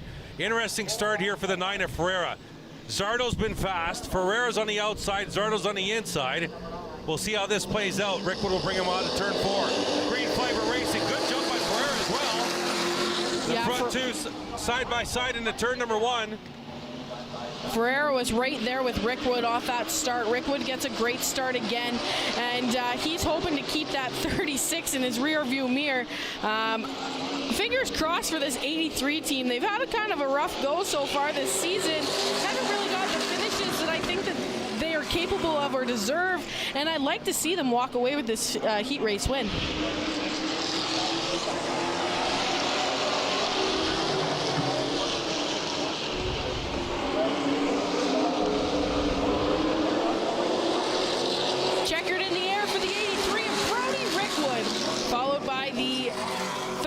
Of Lane Zardo, Andrew Ferreira, Trevor Culver, Ryan Dyson, David McCullough, Carson Nagy round out the end of that heat race. Not what Culver or Nagy really wanted. No, that's for sure. Rickwood will win the Superstock heat race number 2. Let's go trackside to Jeremy. Thanks, guys. I'm here with Pete Vanderwitz Jr. finished second in the Superstock heat race. Now, Pete, heading into the feature race, obviously you didn't get the job done in the heat. What's going to be the key for you heading into the feature race to get yourself up at the top of the leaderboard? You know, we have a really good car tonight, carried over from the Dayco race that we had last week, and I think we're just going to see driving it as hard as we can in the outside corner there and see where we end up on leaving 2. Obviously, standings-wise, you want to get yourself into a better position. What's going to be the key for you to get that car up into the top of the standings points closer towards the end of the season as we're into the month of July here? Of course, we're running the car up near the front, which is we're having a great start right now, starting on the outside there probably. And we have a good car now, so it's just about hitting my key marks, running every single lap, just being as consistent as I possibly can be to keep the car's speed up and from there win races, I hope. Well, thank you for your time, Pete. Good luck into the feature race. Send it back upstairs. All right, thank you very much, gentlemen. We'll be right back with the Bone Stock B main right after this. Delaware Speedway Racing on Rogers TV, presented by Ray Cullen Chevrolet.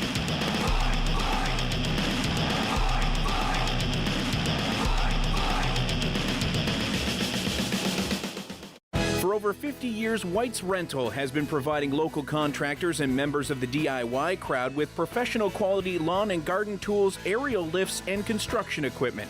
White's Rental, we have the right equipment to make your project easier. Are you a content creator looking to expand your audience and make your voice heard in your community? Rogers TV wants to provide you with a platform to share your hobbies, interests, and stories for free. Visit us to find out more. I'm ready for all competitors. Welcome to the world that you deserve to be in. Double down, then I level up. This is the best I've ever seen. My favorite act so far. You're dead, it's time to settle up. I want to see more. You absolutely nailed it. Yeah!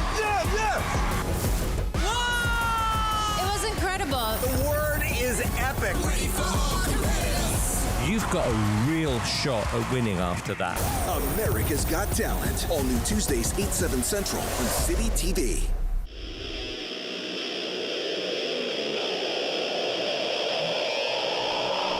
Welcome back for the Bone Stock B main. There you see him from our turn 1 camera. Beautiful shot. Green flag, we're racing. And it's William Clausen in that yellow machine inside of Jennifer Hatch in that 17. Not quite sure how many will advance, but this is the B main. And we're cautioned, maybe the start was not liked by race officials. So we'll restack them and pack them here and do it all over again.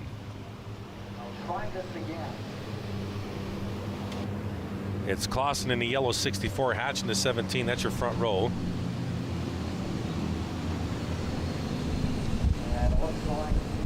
And I'm not sure how many will advance here. We might find out. I think Kate's going to go find out how many are going to advance from the B main to the A main feature for 25 laps. Here's that start again. Clausen in the 64, Hatch in the 17. Clausen's the control car, if I'm not mistaken, listed as first in timing and scoring. So William will start the race in that restart zone. Out of turn 4, watch the yellow stripe. There they are in the zone. And I'm not quite sure what they didn't like about that, to be totally honest with you. Well, we got 6 cars that are going to advance. All right, 6 to advance out of the B main to the A main in the Bone Stock class tonight. White flag being displayed this time by. It'll be the 616 of Bradley Marchand. Inside row 2. And the 48, I don't have a 48. Do you have a 48, Kate, on your list? Outside row number 2 for the 48. We'll see if we can catch a name on that. 29 is Aiden Eckhart, inside row number 3, alongside Kyle McMillan in the 333. Now, the 48 that's listed in the program would be Jack Dixon. Okay. Jack's not listed on timing and scoring inside that top 5. Pace car will duck down on the pit road here, and Clausen will bring him to the line. We'll try this again. 15 laps the scheduled distance. You said top 6 are going through? Top 6 is what I have communicated with the tower. Green flag on the speedway, and we're racing with the Bone Stock B main. top 6 going through. Clausen and Hatch in the turn 1 and 2, side by side. Dixon in the 48. And Marchand right there, the front 4 trying to get away. And Clausen will grab the lead in the turn 3. Here comes Dixon on the outside of Hatch in the 17. They'll both drift up the track. Clausen will lead the opening lap. And the field already split in half with the front 7, 8, 9 cars getting away from the rest of the field. Still side by side for second spot. Hatch in the 17. Dixon in the 48. Here you see the 616. That's Bradley Marchand. And Marchand in a 4th spot. The 52 is Randy Martin in the 5th spot. We got a battle with Steve McCaw, Aiden Eckhart for that final transfer spot. There's your leader in the 64. Clausen, the 48 is Dixon. Yeah, it looks like Dixon's looking to take home maybe the B main win. Trying to find a way to catch and get around the 64 of Clausen. No issue right now as far as the bubble spot because the front 6 have broken away from the rest of this field. And there is the 64 of Clausen, the 48 of Dixon. They got about 15 car length lead on 3rd place, Jennifer Hatch. Steve McCaw up to the 4 spot now in the 40. He did not finish his heat race, had troubles. Seems they fixed that. Right side of your screen. McCaw 4th in line. Dixon tries the crossover on Clausen. Dives to the inside of turn 2 to no avail. They're coming up on a slower car here in turn 3 to go to the high side. And Dixon's made a race of it at the front of this field now. Then it's Hatch, McCaw, Martin, and Marchand. A lot of M's. Yes, that's true. The front 6 all alone here. The transfer spots are the top 6. Battle for the lead. On your screen, Clausen and Dixon. Left and right in the turn number 3. Dixon looks to the outside, got a little squirrely, still a little squirrely, and loses a good set of track position for, oh wow, probably about 6 car lengths he lost to Clausen there while he negotiated turns 3 and 4. Yeah, they were negotiating some lap traffic there too, the 9 of Bailey Batty.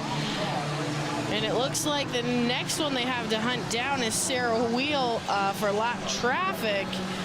Wheel's got probably about half a straightaway on them. And it's funny you mentioned Bailey Batty. She's graduated as well with Karen Martin from Delaware Speedway's quarter mile. She raced junior late models the last few years because I worked there as well.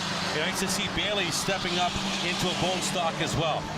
Yeah, it's a great starter here at the bigger track, especially going from a smaller track in Grand Bend Speedway and the junior late models. That's where I started, was in a junior late model, so very interesting. I love watching people come up through the ranks. We saw a winner in the last heat race in Brody Rickwood.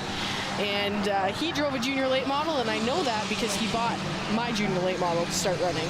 6.5 laps to go here. It's Clausen out front in the yellow 64, followed by Dixon, and a nice 4-car battle for the 3rd spot, but the transfer spots all by themselves by a good straightaway, so no concerns there. There you see that battle with those 4 cars for 3rd on back. And Clausen will lead Dixon down the back one more time. 5.5 laps to go to the high side of the 50 of Joy Langdon. Clausen comes in very, very hard into turn number 3. Almost lost it. And will negotiate that pass on the Langdon machine. And the leaders will negotiate another lap here. 5 to go. Bone stock B main. Clausen, healthy lead now into turn number 3. Side-by-side battle back in the field now for the 3rd position. Third position is Jennifer Hatch and Steve McCaw. That's right. McCaw to 40, Hatch in the 17. There's Marchand, the 616. Nice pick move there by Jennifer Hatch. She's a smart racer. She used the Langdon 50 as a pick, and McCaw had to brake check. And they're a good straightaway behind the leaders. 3 to go this time by. Clausen still leads Dixon by about 8 car lengths. Jennifer Hatch is having a great run, as well as Steve McCaw after their heat races. They've come out definitely looking to make that A main. Yes, Randy Martin out to the inside of Marchand. There you see, side by side, right behind McCaw. That's a battle right there for 4th, 5th, and 6th transfer spots. There's nobody near in the 7th place car, nowhere near this battle, so they're comfortable to transfer, but they're battling for positions. Caution on the speedway. And we got a car inside of row 1 and 2, and that's the 333 of McMillan. Kyle McMillan will bring out the caution with 3 laps to go. Yeah, Kyle McMillan loops her around there in turns 1 and 2. Was running in the 7th spot. And we'll see if that is a good break for the 59 of Cassie Howard, as well as the 3, but it's the 23 turquoise on the track of Wally Wilson. We'll see if that helps them get into this A main. And according to timing and scoring, Aiden Eckhart is the 7th place car. He's listed as 6th in timing and scoring because we don't have the 48 on there, but the 48 is Dixon. So Aiden Eckhart right now, benefit to Aiden, who gets the caution and can restart right behind the transfer spot of the 6th place Randy Martin. So this will be an interesting restart for sure. 3 laps to go when we restart the Bone Stock B main. They're putting McCaw on the outside of Hatch in row number 2. Then it's Martin in row number 3. And then Eckhart in the 29 and Cassie Howard in the 59, it looks like. So an opportunity here for those cars running 7th to probably 9th or 10th, a shot at the transfer spot when it wasn't looking likely at all. Yeah, it's definitely going to give them an opportunity to see what they've got, see if they're able to make that A main. Very interesting. It'll be a nice 3-lap shootout. It seems like that is the way that things are going tonight, are shootouts. We've had a couple 2-lap shootouts, and why not make it a 3? Yeah, why not? There you see the front row. We're expecting a white flag this time by. 3-lap shootout here.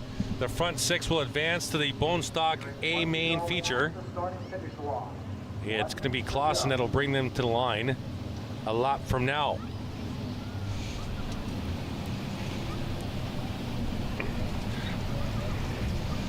So it looks like we're going to have no break tonight for an intermission. We're going to roll straight through on into the V8 stock feature after this B main, trying to get everything in and also making sure that we can get the spectator race in. Yeah, that's right. No rain indicated right now. There is some cloud cover in the distance, but you really can't. There you see it. We had to turn that iris down a little bit. There you see the cloud cover. Quite a ways away still. No rain expected here at the half mile tonight. So we're going to go right through the intermission and right into feature racing. And it was going to be the Bone Stock feature, but since the Bone Stocks are on here for the B main, we're going to jump right to the V8 stocks, as Kate mentioned. Clausen will bring him to the line. 3-lap shootout here. Top 6 go through. Out of turn 4. Green flag, we're racing with the Bone Stock B main. Clausen on the inside, Dixon on the outside. Good jump by Dixon. He's got Steve McCaw right there in the 40. Hatch in the 17. McCaw got loose in turn 2 and lost the position. Front 6 trying to get away. Opportunity for Eckhart in the 29 in 7th spot, trying to keep the front 6 in close proximity. And Dixon will grab the lead at the line with 2 to go. And Eckhart has caught the tail end of the top 6. As Marchand goes high for the transfer spot. There's the leaders, side by side for the transfer spot. They're going to go 3 wide on McCaw. 3 wide for the transfer spot into turn 3. It's like McCaw lost a gear there. Katie slowed right down the backstretch. He looks very slow in the corners. Yeah, I'm not sure what's going on with the 40 McCaw machine, but white flag on the speedway. Unfortunately, it's tough for him at this point. Yeah, McCaw has dropped to a 6th spot. He's trying to block Eckhart on the backstretch. Leaders in the turn 3. Here's the 23 of Wilson. See how the 40 just goes crazy in the corners and then loses speed. Look at that. I know we can't see it on your screen, race fans. Kate and I were both watching the transfer spot. We apologize. Dixon will win it. Clausen will come home second, followed by Hatch, Martin, Marchand, and McCaw will hold on for the transfer position. That 40 was behaving very weird. Do you not agree? Yeah, it looked a little off, and we'll have to see if they can go to work and make sure that this 40 machine will be able to run properly for the A main. It looked like it caught life in the corners, the corner entry, and then coming out of the corner, it just went dead. Yeah, it's almost like it bogged right down and wasn't able to like have its giddy up and go like it should have. Very interesting. There's the 48 of Mr. Dixon, your Bone Stock B main winner. And I think we're going to stay here. Just checking to see if Jeremy has someone for us. He's working on that. Track side. It's called broadcasting. And we're waiting to see what we go on with the V8 stock. I know there was cookies a couple weeks ago. You ever had a Victory Lane picture? I've had lots of Victory Lane pictures. Bad question. I think Chris said we're going to go downstairs. Let's go to Jeremy downstairs. Thanks, Chris. Thanks, guys. I'm here with the driver of the 36 machine in the Super Stock Series, and Lane Zardo. Now, Lane, currently sitting in 3rd position in the standings so far this season. How do you feel that you've had a good start so far, sitting in the 3rd spot? Yeah, we've had a half decent start, but we're getting hungry, man. We haven't won a race yet all year. I think this is as long as we've went without winning a race since I've been having the pleasure of hopping in this Best of Force Products 36. But the crew's really hard at work. We're making changes. We're making heavy changes all the time. It's not like a little nudge of the sway bar and Panhard bar are gonna get us to that win. Trevor Culver and Carson Nagy are very fast. We got everybody in the competition has stepped it up. So, you know, we got the crew, Brad, Kenny, Chuck, and Randy. They are all working their absolute tails off, and I just gotta try to do what I can to keep this car in one piece and keep the rubber side down, and hopefully get this Leslie Ford and Golly Bridge equipment transportation in Victory Lane pretty soon. And heading into tonight's feature race, what's going to be the key for you to get to the front and hopefully get your first victory of the season? Close my eyes and actually drive through the field the first lap. Just send it. No, I don't know. Just keep my composure, I guess, and try to keep the tires under me. They got us weighed 150 pounds more. They got our engine further ahead than every other Chevy here. We're running a little bit of a different program here, and there's a lot of stuff that kind of works in our disadvantage here at Delaware Speedway, but just means we got to work harder and we gotta show why we want it that little bit more. So if I gotta get up on the wheel and grit my teeth a little bit more, that's what I'm gonna have to do. And for you, how did you get yourself to the track here today? Hitchhiked to ride. No, I come from Brampton, Ontario. It's a 2.5-hour drive, and I was lucky enough to catch a ride with somebody else, a girl I'm seeing, and she let me take a nice nap on the way up. So I woke up, my neck's a little bit stiff, but we are ready to go. Perfect. Thank you for your time, Lane. I'll send it back upstairs. Cheers, guys. Thank you very much, Jeremy and Lane. Looking forward to the Super Stock feature when Lane closes his eyes and drives into turn number 1. We'll be right back. Delaware Speedway Racing on Rogers TV, presented by Ray Cullen Chevrolet.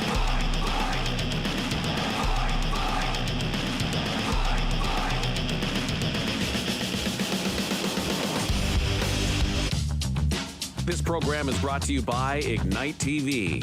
Now you're in command. Visit Rogers.com for more details.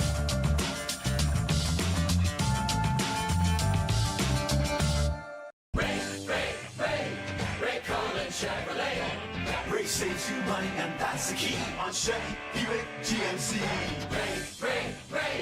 Ray Cullen Chevrolet. You should drive by Ray today.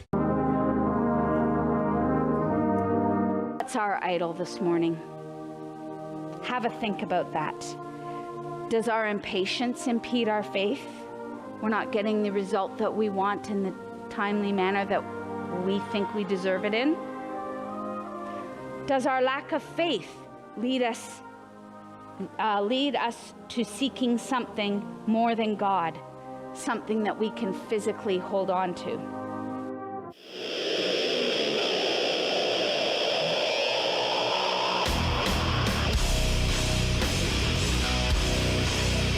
Welcome back to Delaware Speedway Racing on Rogers TV, presented by Ray Cullen Chevrolet. Chris Orrs, Keith Friel at top of the hill. Jeremy McGrady down the trackside, heading to future racing. Thoughts on the night so far with heat races in the books? Well, it's all been about the short game. The quick 2 laps or 3 lap shootout at the end. So hopefully we don't see a whole lot of that and they can go green flag racing. I'd like to see what these guys all have in long run. V8 stocks will be great. They're always great with that breakout time rule. It really keeps them together, which is almost more fun to watch. Definitely more fun for us to commentate. And then we will go super stock racing. We'll see if any effects of the slight collision between the 1 and of Culver and the 93 of Nagy makes a difference in whether or not they're finishing higher up or further back. They will have to probably start further back in the feature, so that should be fun to watch them come through the field. And bone stocks are always a treat. You never know what's going to happen. Yeah, the V8 stocks you're mentioning, when they get side by side at the front of the field, it tends to be a parade lap because everybody stacks in behind them because nobody wants to break out. So it's like a parade lap at full speed, Kate. And it should be interesting because Morris is going to start in the 3rd spot, and he's always very unpredictable with what he's going to do. It's whether or not Caden Patrick is up to date on the fact that Morris likes to kind of try and shoot to that outside and make his move right away at the beginning of these races. We'll see what happens. It's almost time to go racing here for the V8 stocks. I think we'll see the white flag in the air. Winner of one of the heats, Bill Daniels out front here. It will be Caden Patrick outside row number 2. You did mention Jordan Morris starting 3rd. The only problem is Morris is starting on the inside. He'd rather be on the outside, but that's where Dave Evison is. Yeah, he likes to be on that outside because passing on the outside, coming to the start-finish line, isn't going to be so bad, but on the inside, it's not going to be so pretty. He's also got Barry Watson starting right behind him, and they had issues in the final lap of their heat race to the point where Watson rolled up to the door of the 73 and had some words cockpit to cockpit. So we'll see what happens here. 25 laps scheduled distance. 21.1 seconds is the breakout time. Kate will be monitoring that. V8 stocks will pick it up right now. Green flag, we're racing at the half mile. Daniels will lead him into turn number 1. Here comes Morris now on the inside of Patrick. Watson's going to try and follow him through. Morris with a great run, trying to get a nose to the left rear quarter panel. Off the 21 to no avail. They'll go full out on this lap, and then they're going to have to manage their time. Morris to the inside, contact with the 21, and Daniels will lead that lap. Morris will dive to the inside again. Oh, he broke it, and it's around. The leader's around in front of the whole field. 5-6 cars go high. Morris has broken a 73, almost positive, and caution on the speedway. He clogged up Patrick Evison, as well as the 51 Evison as well, and we'll get a caution. Something broke on that 73, I think. We'll see if we get a replay here. We do have a replay here. Kate, take us through it. Yeah, so it looks like they're going into the corner. I think something broke on the outside on the front end. But did you see Jordan locked up first though? So locking up caused the 73 to drift up, and that contact might have broke something. Would you not agree? Something may have broke before. I think he was locking up because something had already broke. That's what it looks like to me, because if you look at his front wheels, he's not turning. Okay. It's almost like he's going in and he's going, something's not right, I'm going to lock him up because it's better than taking somebody dead on into the wall. There was contact right there. There's a touch of contact there, but if you watch coming through, he starts to lock up, but his wheels aren't turning. Something's broke. But are the wheels not turning because he's got them locked up though, Kate? I don't think so. Causing the slide? I don't think so, because if you kind of take a look, you can almost see his gloves almost trying to saw that wheel, but nothing's happening. Okay. I just know that when you have wheels locked up and you're trying to turn, the car is going to go straight, right? Which was my initial thought, that he drifted up the track because the wheels were locked. I don't think he was going fast enough that he wouldn't be able to turn the front wheels. Okay. Sometimes you can lock them up and you still have control enough in order to, you'd see the wheels at least move. You may skid, but you'll at least see the wheels move. They're not moving. I think something broke on the front end of the Morris. We got something out of turn 4 here, I believe. Let's go to the replay. So there's contact. Daniels in the 21 and Morris in the 73. Contact right there. There's contact all the way. Well, they split apart and I think they got back together just past the stripe here. Yeah, it looked like contact there again. And now he'll lock him up. Yeah, the front end's not turning. I think he broke something in the front end on the right side there. Yeah, it's still tough to tell. I'll give you 80% confirmation on that, but I won't agree fully on that. Only because, and I'll be honest, I've slid in a car when I've locked up the tires, and you can't turn. So I'm gonna take 20% of that. I just don't think that they were going fast enough. If you're going fast enough, for sure when you lock up, you can't. Oh, here's turn. a different look here. So this is the second bit of contact here after turn 4. Maybe the right front got cut, Kate. I don't know. Like he's locked up right there, and he's trying to turn, but they're locked, right? Like he's got to be sliding, Kate. But he should have been turning before that point. You should have seen the tires go. True. It's great. It's great debate, and Dougie Stewart, the points leader, just squeaking by the back end of the 21. Bill Daniels. Daniels went back up to the lead. I don't know if you noticed that under caution. He went back up to the lead, and they pushed him to the back of the field. Here's another look out of turn 4 as we're half a lap away from a restart. Contact there. I think Jordan starts to turn and then locks him up, to be honest with you. See, he's starting to turn right there and then locks him. I can see down in his pit right now, they've got that front wheel off on the right side, and they're definitely going to work on something broken on the front side of that car. I think it's broken, and we're going to, yeah, it's a great debate, but I think it's broken after contact. My own personal opinion, but it's great debate. I think Kate's half right and I'm half right. We're under green here. And it's Watson out front. And Kyle Mesenberg, haven't seen him in a while. He's up to second on the high side. And there's your points leader, the Blue Deuce of Dougie Stewart to the front. And then it's Evison Orr and Ferguson.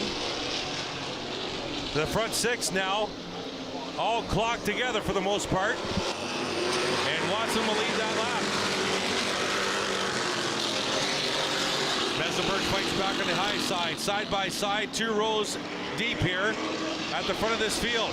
Now this is what we talked about, Kate, when the front 2 get side by side on a breakout class, they tend to stack up behind them now. They stack up and sometimes play conservative, but that one car will always push. They've still got lots of wiggle room. Now Orr and Ferguson trying to catch this lead foursome, but they would have to do it in a faster style, which would risk breaking out. That's the whole strategy regarding this class. Watson will lead that lap. It's Watson on the inside, Mesenberg on the high side, Evison in the 15, Stewart in the 2, Orr in the 95.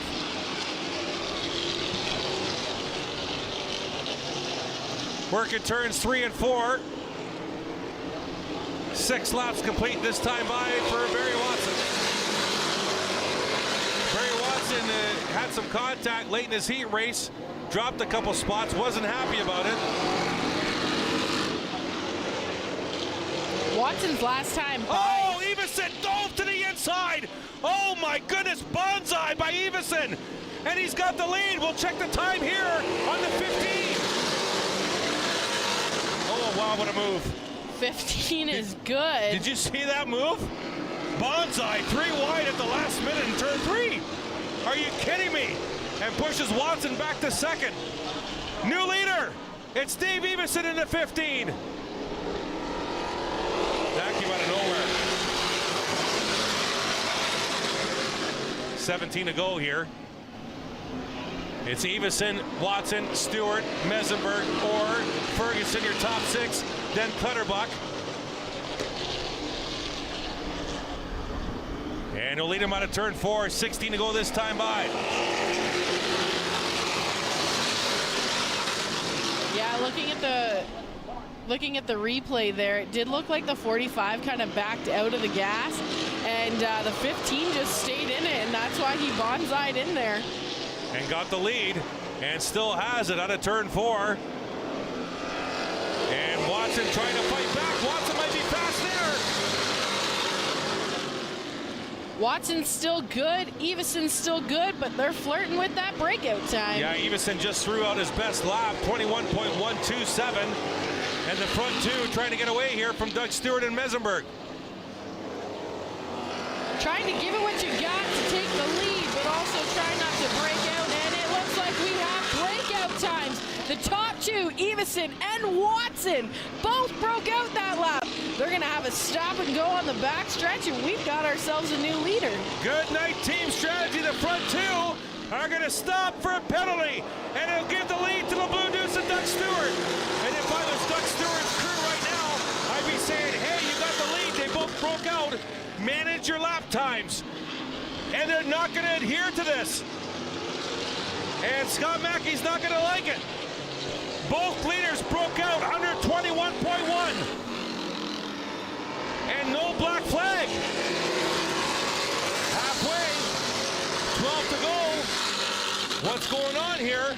Race control should be in their ear. They should know that they have stop and go. I believe that the tower is talking to them, telling them you've got stop and goes. I think maybe they just want to put on a show at this point. Not sure. We'll see if they stop and go this time by. And the battle for the lead is shaping up because it's technically the Blue Deuce of Doug Stewart, and Mesenberg will be second or will be third. And the two leaders now, Watson's going to stop. Eveson's not going to stop. Caution on the speedway. High in turn 2, it's the former leader, Daniels. High in the wall in turn 2. Now what do you do with Eveson? He doesn't really get the full penalty of this stop and go, Kate, because he had to stop and go under green flag conditions. Now it's a caution. Now Watson did the same thing too, right? He had just started to serve his stop and go. I don't think the caution was out though. The caution came out as he was stopping on the backstretch. That's when the 21 went up into the wall. I'm wondering if the 21's incident had anything to do with the contact made with Morris earlier in the race. Did we cut down a tire? Not sure. I was watching the leaders to see if they were doing the stop and go and cut it out of the corner of my eye. That might be his tire tracks going into the wall you see on the right side of your screen. You never know. Possibly. And came to a rest there under caution with 11 laps to go here in this V8 stock feature race. When they re-rack him here, it looks like the 15 will have to drop back to the end of the line, work his way back up with 11 to go, same as the 45 of Watson. The fortunate situation here for the 45 and the 15 is that there's a caution. The unfortunate situation for the rest of the field is that they went 2 or 3 green flag laps after they broke out, Kate, and didn't stop. And they're not going to lose nearly as much track position as they would have under a green flag stop and go. Period. It's true. Right? Under caution here, V8 stock feature. We'll be right back. Delaware Speedway Racing on Rogers TV, presented by Ray Cullen Chevrolet.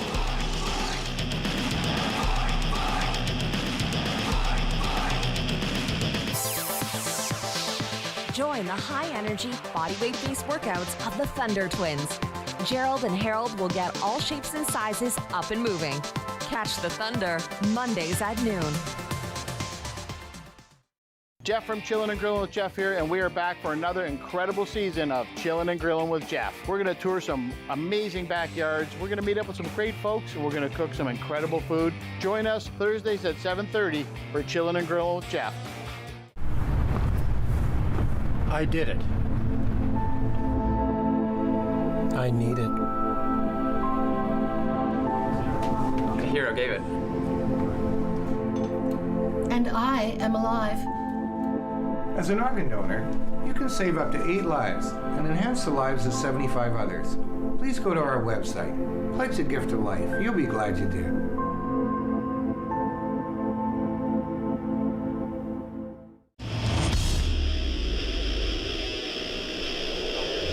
Welcome back to Delaware Speedway Racing on Rogers TV, presented by Ray Cullen Chevrolet. Chris Soares, Kate Friel, top of the tower. And we have Jeremy McGrady down trackside. And we understand we heard a call from Race Control while we're on break, according to the 15, or with the 15, Dave Eveson. Yeah, so the 45 of Watson had already stopped. Both cars had broken out. So 45 was trying to serve his penalty when the caution came out. The 15 was still leading, not trying to serve his penalty yet. So race control has told that car that they must hold, come around to the backstretch, stop, and go. So he is going to have a slight stop and go penalty. And an unfortunate break for Everson. Probably should have stopped earlier. I think they went 2 or 3 laps. We were talking about it further than they should have under green. Now, is it stop and go right away after green, or is he doing one complete lap and then stop and go next time around the backstretch? From did we hear that? what I understand, they're going to take the green, and he is going to serve a quick stop and go once they get to the back by the scoreboard where they always serve that penalty. In your screen right now, you do see the 21 of Daniels on the business end of that tow truck. We're assuming those skid marks are from him. Lots of cleanup going on in turn number, well, we'll call it 2 because it's right in the center of 1 and 2. But lots of cleanup going on way up there. I don't think that that's going to serve for a whole lot of issue when it comes to further racing tonight. That's pretty high up in the corner. You see the 21 of Daniels going back into the pits.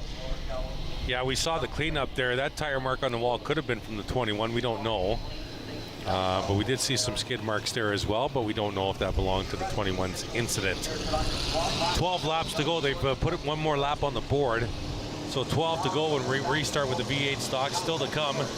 Bone stock 25 lap A main feature. 35 lap feature for the super stocks. And then our spectator King of the Hill race still to come. I love watching the bone stocks line up for their race, and they literally go from the end of pit row all the way down to turn 3. So we're going from turn 4. They're going from turn 1 to turn 4. Everybody to line up to go and take the green flag. And then they're even looks like they've started putting people up into the pit area of the bone stocks to line up because there's so many of them. Yeah, they usually line them up in the turn 4 entrance to pit road off the corner there. Yeah, there's so many bone stocks. Back when they had the Enduros, they went from a standstill start. They were 3 wide from the finish line all the way back to the entrance of turn 3. 3 wide Enduros. Over 150 cars. It was chaos, and I loved it. Loved it. All right, 1 lap to go. I think we're going to get next time by. We're at the halfway mark. 13 complete, 12 to go. And Doug Stewart is going to choose the high side here. Are you surprised by this, Kate? No, Doug Stewart's been around this track for a long time. I think he tried to retire, couldn't stay away, and came back. He knows what he's doing, so I trust in that blue deuce. Mesenberg will start on the inside, and then it's Orr and Ferguson, row number 2. Everson and Clutterbuck, row number 3. Watson and Kara Martin, row number 4, and then Dave Everson, who still has a stop and go penalty to serve. So he's going to be a good half a lap behind the lead group when he gets going again after serving the penalty. You hold on serving penalties, it might burn you, and it's going to burn Dave Everson when we go green here. Stewart will bring him out of turn 4. 12 to go. V8 stock feature on a Friday night from the half mile in Delaware. Getting set.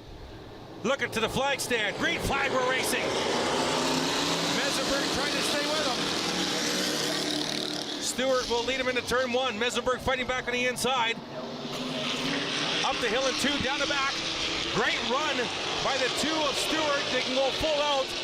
And Everson serving the penalty on the back stretch. He'll be half a lap behind here when he race starts. And Stewart will lead the lap, 11 to go. Mesenberg fighting back on the inside. Orr is up to 3rd. Ferguson to 4th. Watson trying to fight back. He's up to 5th now after getting penalized as well. 10 to go this time by. Kate watching the clock here. Mesenberg fighting back on the inside, side by side for the lead. And everybody's good. Thumbs up from Kate. Stewart on the high side out of turn 2. There's Orr. Hello, Lucas Orr. Welcome to the front. It's the 95 trying to get through this wall of 2 cars in the front of this field in the Lightning McQueen replica car outside of Mesenberg. And Lucas Orr's found something in that 95. To the outside of Mesenberg now. And the rest of the field is stacking up behind him. Look at them all. Watson's there, Ferguson's there, Evenson's there, and so's Clutterbuck.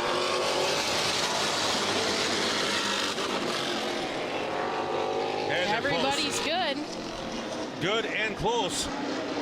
Mesenberg fighting back on the inside. Stewart gets a great launch on corner exit gate, both in turns 2 and 4. Or to the high side of Mesenberg. Watson right there trying to fight back to the lead he once had. At the line, 7 to go. To me, it almost looks like Stewart's running that outside line to not break out. It looks like he knows that his car's handling well up there, but also won't hit the breakout time. So that could be his strategy. That's a good point. That's a very good point. Doug Stewart in the blue deuce, the points leader, still leads here with 6 to go this time by. Mesenberg and Orr fighting for position. Orr will push Stewart across the line. Mesenberg dives back, contact with the leader, and Kyle Mesenberg benefits. Here's Watson 3 wide for second. 3 wide down the back, and it's Orr, and he gets loose, and he's around in turn number 3. Watson almost collects him. Stewart will drop back. Caution on the speedway with 6 to go. And this V8 stock feature won't finish just yet.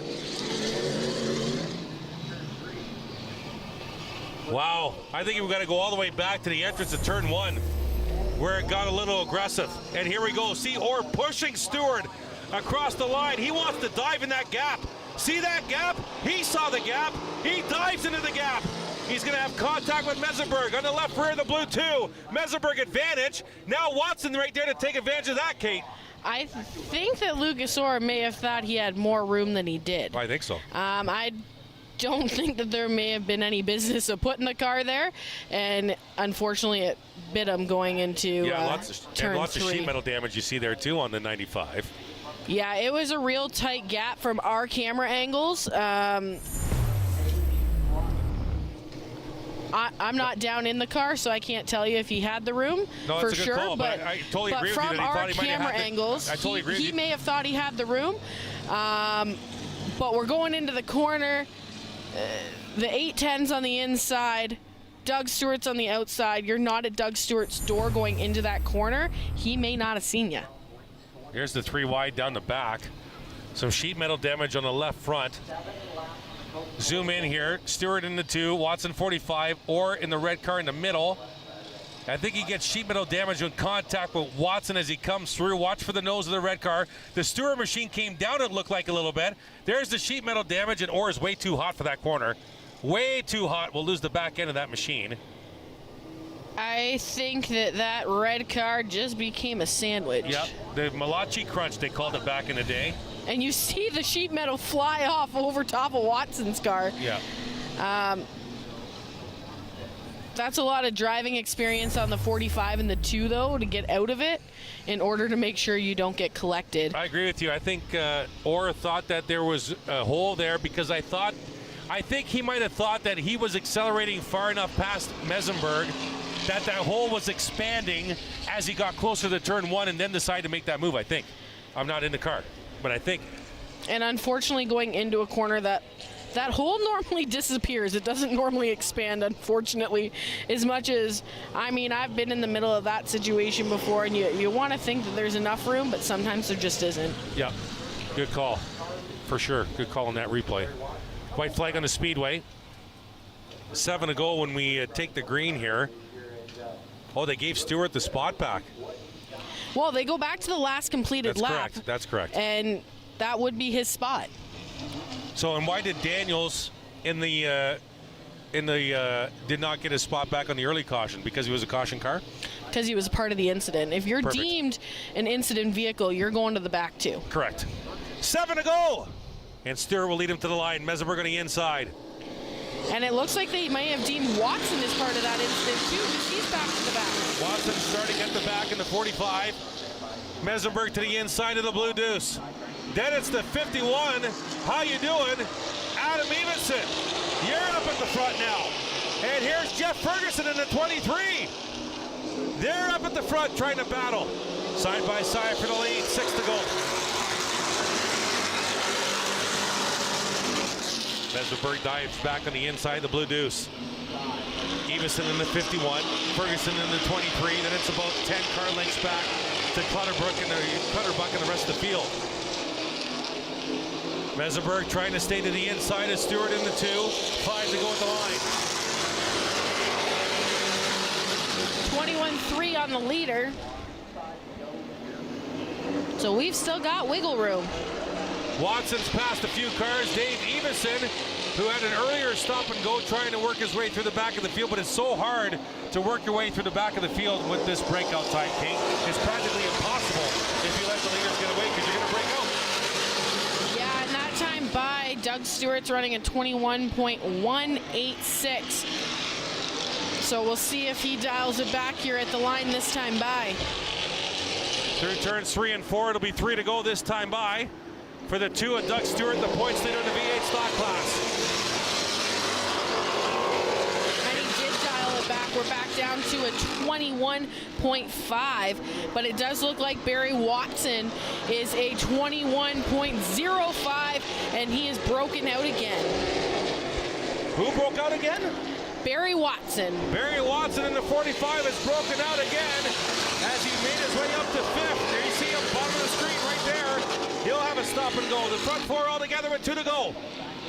Adam Eveson in 3rd, Ferguson in 4th, and here's Watson stopping. He'll go to the back of the field. And he comes to a stop, and he's gone. White flag for Stewart and Mesenberg. I have a feeling they'll finish similar to that a lap from now. Mesenberg dives to the inside. Stewart gets that run. There it is. Quarter exit. Into turn 3 one final time.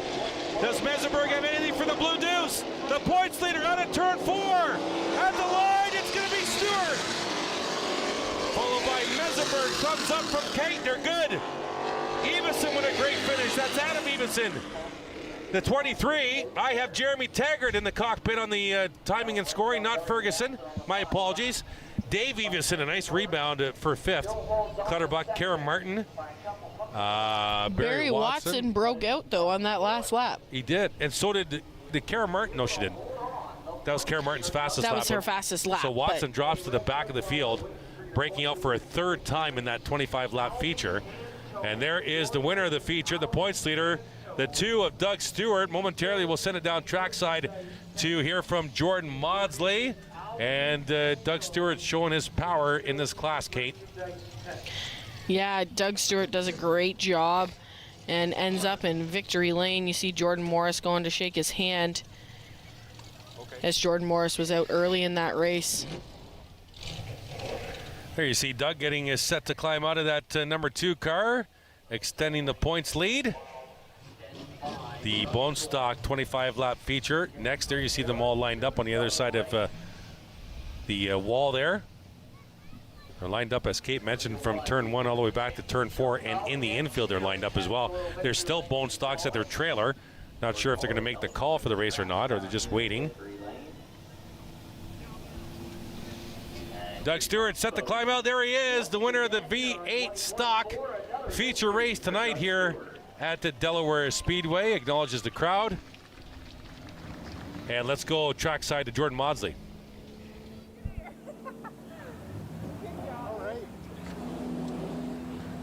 Doug, you've been tearing up this division. They really made you work for that one. Talk me through that win. It was, I know there was a little mix-up at the first, and I feel bad that Jordan got mixed up in it because there's nothing I'd like more than to beat Jordan. He was a student of mine, and we love racing together. How much fun are you having in this series? I'm having a great time. You know, Pennzoil Victory Lane. You've got Doc Stetter Property Management that's behind the division, and sorry about that. It's a great division to run in. For the most part, the guys are really respectful. You know, guys like Barry Watson, he's done a million laps. He's a great guy. Kyle Mesenberg was behind me, never touched me. Jordan, Dave Eveson. I ran with Dave Eveson in 1979 when I started, and he was starting then too. Doug Stewart having a phenomenal season here in the V8. Polishes off another. Doug Stewart, your V8 stock feature. We'll go bone stock racing next. Delaware Speedway Racing on Rogers TV, presented by Ray Cullen Chevrolet.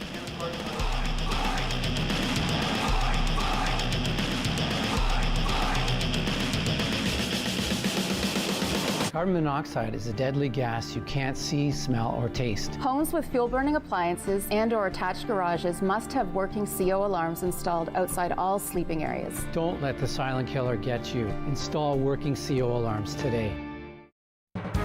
Tune in this week to Money Talks with Brian Seeley as we speak with a corporate lawyer from Siskins Law Firm, as well as the incredible wealth management team from Canucci, Janitis, Allen Wealth.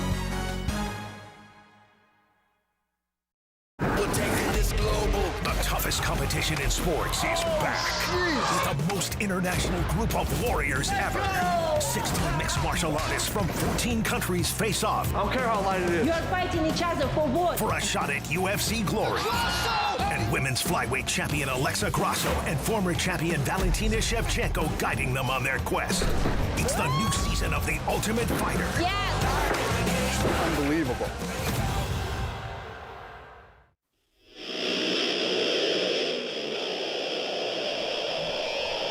Welcome back to Delaware Speedway Racing on Rogers TV, presented by Ray Cullen Chevrolet. It's Chris and Kate, top of the tower. Jeremy trackside getting set for 38 bone stock cars set to do battle for 25 laps as they're finishing up ceremonies at Victory Lane. And we have problems with the 23, Kate. Yeah, tough luck for Jessie Howard. They're still trying to get her fired, seeing if they can get her out there and racing. That's the car out of the Howard stable that made the A main. You see her sister Cassie Howard, as well as Wally Wilson, who's driving Jessie's travel car with the teal 23 on it. All there trying to get this car started to make this feature race. Doug Stewart spun the tires out of Victory Lane, almost hit the outside wall. Now he gets it going.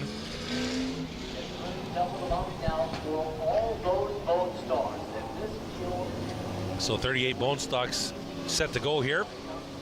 Super stock feature after this for 35 laps. And then the King of the Hill Spectators race, where you bring the car on the track that you brought to the parking lot. And you go one-on-one. If you win, you move on. If you lose, you're done. It's called the King of the Hill here at Delaware Speedway.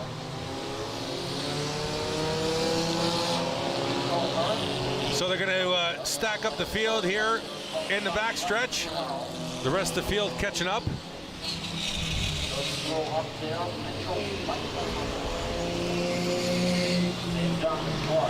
It's a lot of cars to work your way through. The points leader, Jeremiah Rabidol, actually a pretty good starting spot. You're going to start 9th inside row number 4. And ironically, outside row 4 will be the car chasing him in points, Matt Langford. And then just behind them is the 78 of Justin Culver. I almost flipped the brothers. It'll be the 93 of Ray's Meyer inside row 1, along with the Stan Cook, who won his heat race. Outside row 1, Stan looking to do the double tonight. Nathan Rhea inside row 2, and the Wonder Bread car, Joe Kicks, outside row number 2. The way they're leaving that spot there beside the 5 as they were going around, I think that's where the 23 of Jessie Howard was supposed to line up. They're just waiting to see if they're able to get it fired up. And it's not going to happen because the light's off the pace car. Getting set, 25 laps, 37 bone stocks now, getting set to do battle. Meyer will bring him to the line with Cook.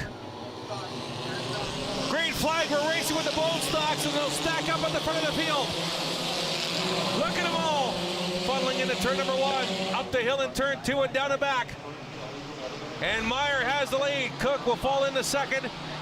Rhea gets a bump from Verhoeven in the red number 8. And Meyer will lead the opening lap here of the feature. It looks like everybody is just jostling for position. The 33 of Fothergill darts to the inside of the 5 of Rabideau in about the middle of the field, doing battle with the points leader. You see them there on your screen. He's pushing Rabideau to the outside. They're going to work on the 28. I believe that's Mayu, who did cause a few slowdowns in his heat race, and these guys are fast. And it's Langford in the 0-3, second in points, but ahead of the leader. There they are, the top 2 in points, in reverse order on the track. And Langford might stay up high. He knows Jeremiah loves the outside here at the half mile, but Jeremiah goes, okay, I'll try the inside then. Right behind the 17 of Colin Willems. Out of turn 4, it's still Meyer out front, followed by Cook and Rhea, your top 3. These cars are going inside, outside, finding whatever lane they can. A big wreck on the front stretch. 2 cars come together. The 97's into it. And I can't get the number on that car with the front bumper torn off. Also, the 24 Clausen right there on the left is involved. Contact coming out of turn 4 results in our first caution with 3 laps complete.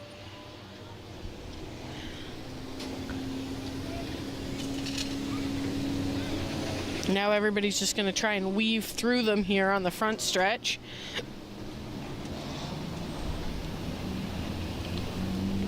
So we have a caution involving 3 vehicles here in the bone stock feature.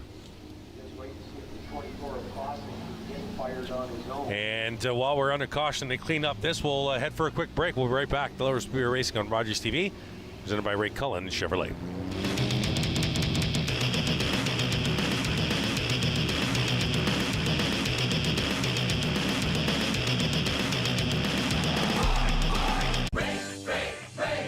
Ray Cullen Chevrolet. Ray saves you money, and that's the key on Chevy, Buick, GMC. Ray Cullen Chevrolet. You should drive by Ray today. Think before you say it. Don't wind up like me. Imprisoned by your tongue. Doing 1 to 3. You got Jeff from Chillin' and Grillin' with Jeff here, and we're back for another fantastic season of Chillin' and Grillin' with Jeff. We're going to cook some great food with some really great folks. We're going to use some unique barbecues, and we're going to have a lot of fun. As always, I'm going to be wearing some pretty unique shirts as well.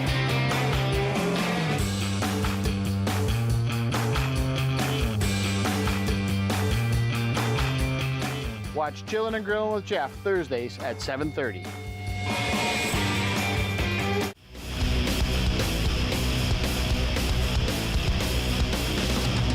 Welcome back. We're under caution here, bone stock feature. Thank you for joining us. Chris and Kate, top of the tower.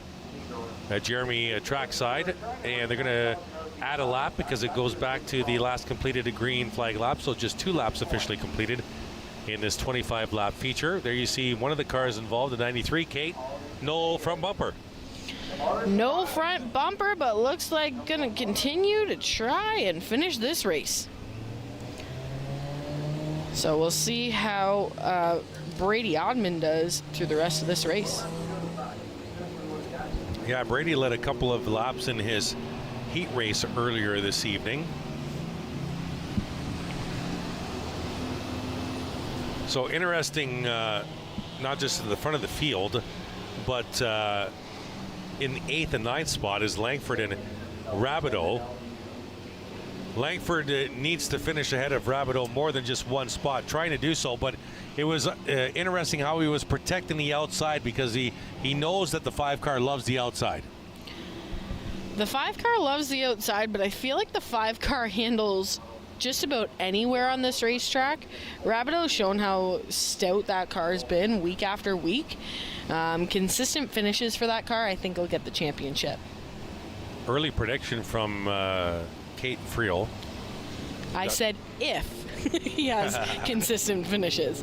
And that's what this bone stock racing, well, any racing is really about, is just having consistent finishes if you're biting for that championship spot, especially in these bone stocks, because there's so many of them on the track that track positions sometimes whether you're in 10th or in 1st, I mean, top 10, top 5 finishes, I believe in this class will do you for the rest of the season. Yeah, fair point. Fair point. Great battle last year because Rabideau was fighting with Joe Lawrence all season long because Joe was running full time. That was a great battle all season long in this class. So lights off the Delaware Speedway pace car and getting set for a restart. Ray's Meyer in the 93R outside row number 1. So he chose the outside, puts Stan Cook in the 74 on the inside. Nathan Rhea 26. Joe Kicks in the 12. Verhoeven and Genereux right behind them, I believe. Adam Genereux in the 25. Out of turn 4. Green flag, we're racing. Good jump by Meyer there. On the outside, he'll clear Stan Cook into turn number 1. There you see that full field. There's Joe Lawrence in that Terry Labonte Kellogg's machine way back in the field. We'll see what Joe Lawrence can do. Running points for the 007 tonight. And Fothergill is to the inside of that 5 machine again. Rabideau right smack in the middle of that 3 wide, but they come out of that corner clean. Just behind that is the 78 of Justin Culver in the middle of a sandwich as well. Yeah, lots of traffic back in the field. There's your leaders. Top of the board, top side. Front 4, bottom, and your live ticker on the left side as they come out of turn 4. 21 to go this time by. It's Meyer, Kicks, Cook, Genereux, your top 4. Contact on the front stretch, but everybody gets through clean. Langford's making a run. Second in points, up to the 5th spot now. And he's got 2 spots now on the 5 of Rabideau, who's trying to go to the outside of Verhoeven, bottom of your screen. The points leader trying to come to the front. Meanwhile, Langford to the inside of Genereux, just ahead of them for the 4th spot. And don't look now, but Joe Lawrence has cracked the top 15. He's got a ton of traffic. Actually, Lawrence dropped back. He's in 17th, trying to get to that 15th spot now. 17th on the track, on the high side of Steve McCaw back in the field. There's Rabideau in the 5, trying to get to the inside of Adam Genereux. There's Langford in the 0-3, just ahead of the points leader. Top 2 in points, bottom right. Lead battle, top left. Meyer and Joe Kicks battling for the lead. Langford in the 0-3, ahead of the points leader in Rabideau. Just behind the 74 is Stan Cook. Bottom right picture of your screen. 18 laps to go. As you can see, the bottom right of your screen is getting closer to the top left of your screen. They're just 8 car lengths behind the lead battle. Rabideau to the inside of Langford now. Right behind the 74 of Cook. And we got a spin. It's Nathan Rhea. Top side with Vanderwest. He's parked on the outside wall. Caution on the speedway. Nathan Rhea was in the top 5. He's real slow and looks like he's fighting something. I wonder if a tire went down. Looks like that right rear might be down. That right rear tire is flat. So caution on the speedway with 18 to go. And that brings the points lead battle right to the front of this field. Under caution, the 54 involved too. That's Vanderwest, I believe. Heavy front end damage there. And the 26 has also entered the pits. I'm thinking maybe the 54 ran into the back of the 26, maybe shot the 26 up the track, possibly. So both cars in the pits now. They'll head to their pit box to assess any damage. 18 to go here in this bone stock 25 lap feature. Still to come, the super stock 35 lapper, and then the King of the Hill. Vanderwest will re-enter the track off of turn number 2, and Nathan Rhea remains in the pits. Going to be Meyer, Kicks, Cook, Langford, Rabideau, your top 5.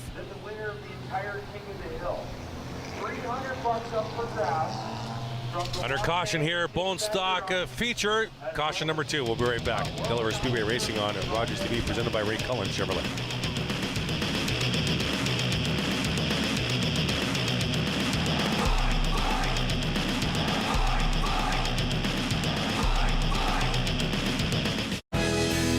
get caught unprepared this summer, White's Rental is your one-stop shop for lawnmower tune-ups and repairs. You can visit us at our new location, 785 Little Simcoe Street. Are you a content creator looking to expand your audience and make your voice heard in your community? Rogers TV wants to provide you with a platform to share your hobbies, interests, and stories for free. Visit us to find out more. Join the high-energy, bodyweight-based workouts of the Thunder Twins. Gerald and Harold will get all shapes and sizes up and moving. You just don't go down as low. No. We want you to cross your body, though, and do a slight bend. Catch the Thunder Mondays at noon.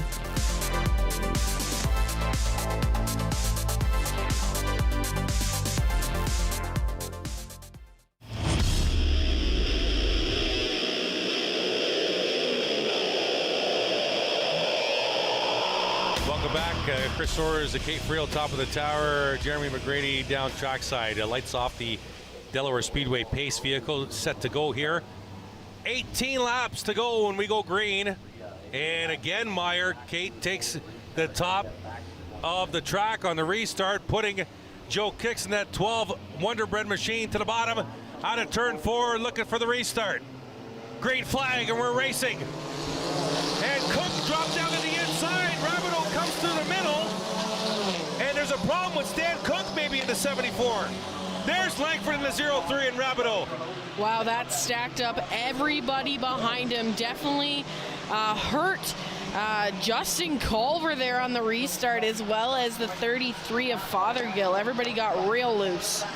And don't look now, Joe Lawrence just outside the top 10. He's in 11th spot in that 007, trying to come to the front. Side by side, battle for the lead, and the points battle just behind them. It's Kicks on the inside, Meyer on the outside, and Rabideau right there, followed by Langford and Adam Genereux, your top 5. This top 5 is running great, but behind them, everybody's running good, but it's chaos back there. They're 3 wide, they're 2 wide, they're 4 wide. Yep, they used to call it the chaos cars back in the day, because it's nothing but chaos. Now it's the front 6 group into turn number 3. And Joe Lawrence is up to 9th in that Terry Labonte Kellogg's paint scheme. And Joe Lawrence trying to come to the front. Meyer will dive into turn 1. Great shot there by camera 1 in our turn 1. And it's Meyer Rabideau up to 2nd. Drops Kicks to 3rd. Langford trying to get to the outside of the 12 machine. And these guys better get going, because Joe Lawrence is coming like a house of fire, folks. He's come from 17th to 8th in the last 5 green flag laps. And Rabideau, the points leader, to the front of the field. New leader. It's the 5 of Jeremiah Rabideau. Meyer will drop back into 2nd. Langford holding down 3rd, side by side behind Langford now. It's Donovan Clark who's having a whale of a run. Clark to the outside of Adam Genereux for position. And Donovan Clark, there he is in the 52. He's come from nowhere, Kate, to the top 4. Lead battle top of the screen. And there you see the 007. There's Joe Lawrence. He's coming to the front. He's in 7th spot, trying to get to the inside of Willems in the 17. And your lead battle at the top of the screen. Lawrence and Rabideau battled all season long in 2023. Rabideau almost a half a straightaway lead now. Lawrence behind the 12 of Joe Kicks to the inside of Kicks. He's got some tough cars to pass here. 11 to go for Rabideau this time by. And then the rest of the field. Meyer holding on to a 2nd spot from Langford. These top 13 cars are packed together, except for Rabideau, who's now extending his lead. But everybody else is packed together behind him, 2 through 13. It's a great race. They're 2 by 2 down the backstretch. There's Lawrence behind Langford. That's how close to the front he is. Caution on the speedway. We got a car around in turn number 2. And look out. Joe Lawrence is going to gain some track position under caution. It's the 28. Of Daniel Mayu. Daniel Mayu bringing out the caution here. And Jeremiah Rabideau's very healthy lead is gone. Our third caution of the feature.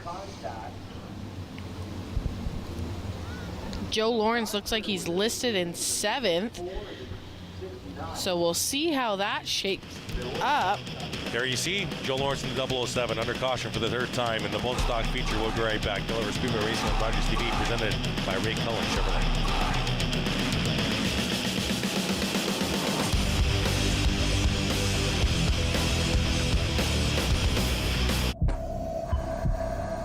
This is a man's heart, a heart in desperate need of medical attention. But because 78% of Indigenous people experience racism in healthcare, he may not get the help he needs.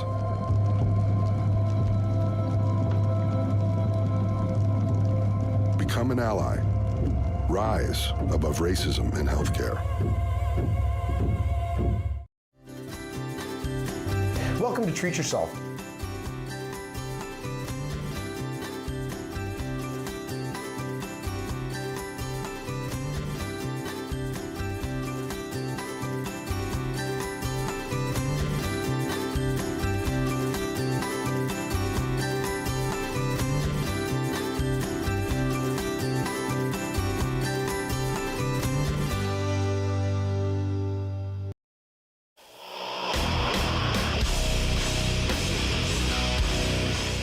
Welcome back. Delaware Speedway Racing on Rogers TV, presented by Ray Cullen Chevrolet. There you see the pace car bringing the Bone Stock feature right in to turn number 1. And Jeremiah Rabideau is the leader. Beautiful sky there. Looking over turns 1 and 2. Race Meyer in second spot. Now we know that Race Meyer, on every restart that he was the leader, chose the outside. What are you choosing if you're Jeremiah Rabideau? Well, this 5 car's fast, so I'm not sure it's going to make a difference with which side he chooses. I think he's going to be getting up and gone after the first corner. Yeah, the restart's key. We have Joe Lawrence is going to restart in 7th spot. He's come all the way back from just outside the top 20 when the race began to sit 7th. He'll be inside row number 4. Well, and there's our answer. Rabideau took the inside. And Meyer will go to the outside. Donovan Clark having a whale of a run in that 52 outside row number 3, along with Matt Langford on the inside. Then it's Joe Kicks and Colin Willems, and then the aforementioned Joe Lawrence starting inside row number 4. Lights are off. We're gonna have 12 laps to go when we restart here in this Bone Stock 25 lap feature race. Super Stock still to come. King of the Hill, I believe, still to come. We'll see how the timing runs for the agenda according to race control, and Rabideau will bring them to a restart. He needs a good restart here. He knows, well, he might know, Lawrence is 4 rows back. Looking at the flag stand. Great flag, we're racing, and a good jump by Rabideau. Leaves Langford there. Lawrence trapped on the inside with a lot of good cars to get by. Rabideau will take him up the hill in turn 2 and down the back. Langford makes a move to the inside of Meyer. There's Donovan Clark in the 52. Joe Kicks in the 12, being attacked on the outside by Willems. And it's Rabideau leading with 11 to go. And Meyer almost hit the wall, King. Yeah, Meyer almost touches the wall, and it looks like Joe Lawrence is trying to move the 12. Here, buddy, here's a push. Let's go. Rabideau will lead Langford down the back by about 6 car lengths. Donovan Clark up to 3rd. Willems trying to follow him through as Meyer's trapped on the outside. Now it's Joe Lawrence to the outside of Joe Kicks. Rabideau top of your screen. Lawrence bottom of your screen in the 007. They went head to head all season long last year. And Lawrence trying to add another page to that chapter tonight. Rabideau all by himself now. 7 car lengths out front. Lawrence to the inside of Meyer. Live ticker left of your screen. Joe Lawrence bottom. Points leader Jeremiah Rabideau top side. With 10 to go. 9 to go that time by. Yeah, Lawrence has got that thing on rails. He's inside, outside. It doesn't matter. He wants to pick him off 1 lap at a time. I don't think that he's going to have enough time to catch Rabideau, but maybe he'll prove me wrong. Rabideau needs. And Rabideau will lead with 8 to go. Rabideau top left. Joe Lawrence bottom right, now behind the 17 of Wilms. Rabideau's extended his lead over Langford to about 9 car lengths now. Donovan Clark remains in the 3rd spot. Lawrence all over Wilms like a wet blanket. Out of turn number 4, trying to get the 4th spot. Cates might be right here, maybe not enough time. Rabideau's biggest enemy right now, race fans, is that flag colored yellow. He does not want to see it. There you see the battle for 4th. It's Wilms in the 17, Lawrence in the 007. In the turn number 3 they go. Lawrence trying to get a nose on the inside of the Wilms machine to no avail. Every time you gain a position, the cars get tougher. We got a slow car inside. Heading into turn 1, will they get off the track? This is key here.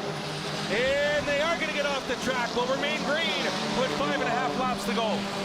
With 5.5 laps to go, I don't think that Lawrence has enough time to catch the 5 of Rabideau, but he may be able to knock off a few spots by then, giving him at least a podium finish. We'll have to wait and see. There's Rabideau top of your screen, and the battle for 1st and 2nd. Now it's a battle for 4th, bottom of your screen. Live ticker left side. Rabideau, Langford, Clark, Wilms, Lawrence your top 5. Meyer kicks Genereux, Fothergill, McCaw into the top 10.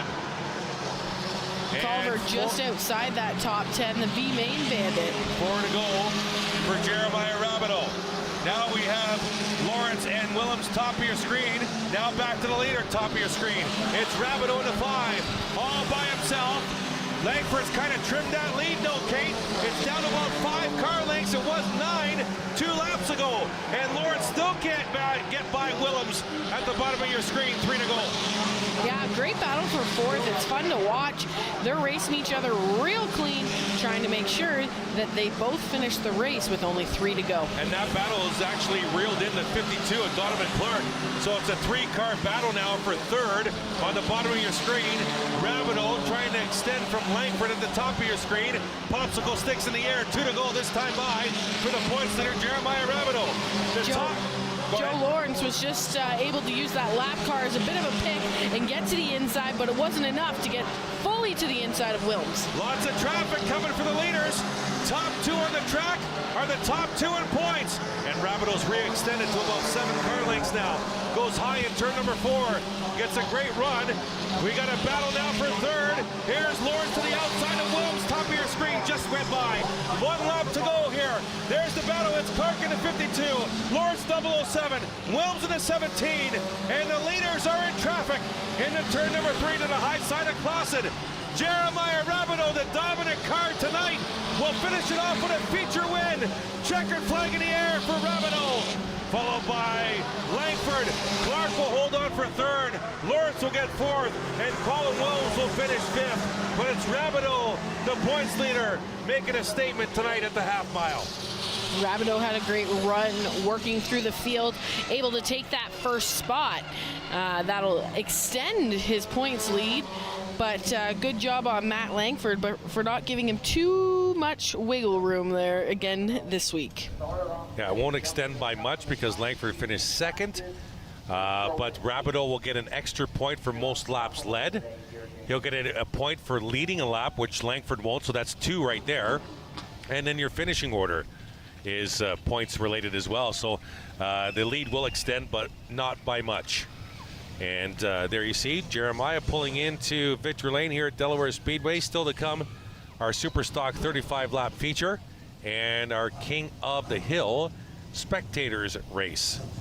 As Jeremiah takes off the bucket, dominating 2024. Been a strong car for many years in this class, but that battle last year, as I mentioned with Joe Lawrence, was fantastic. Almost each and every night, battling here at the half mile.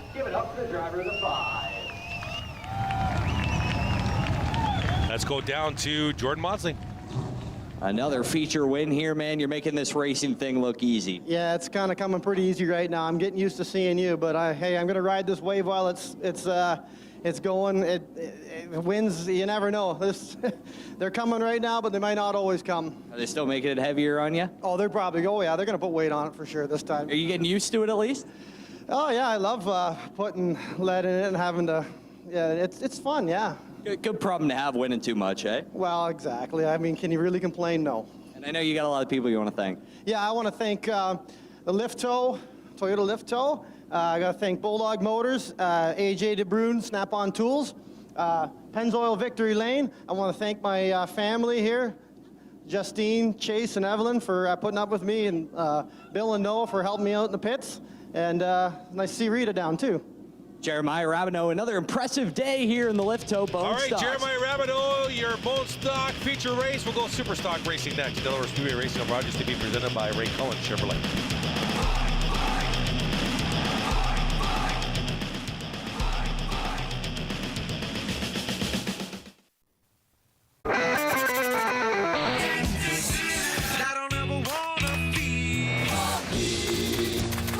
Playing whatever. Jack 102.3. This is not a drill. This is happening. Get ready, because a new season of The Old Man is coming soon to FX. Do you recognize me now? Need to catch up? Stream the entire first season on City TV Plus. Pollinating Purpose is a show about supporting organizations who seek to have impact in the work that they do. Whether nonprofit, for-profit, or grassroots organizations, you'll learn key considerations to starting or growing your social purpose business with longevity and sustainability in mind. Along the way, you'll also hear stories from folks who are doing similar work in their community and hearing from leaders in their field on how to best approach this work.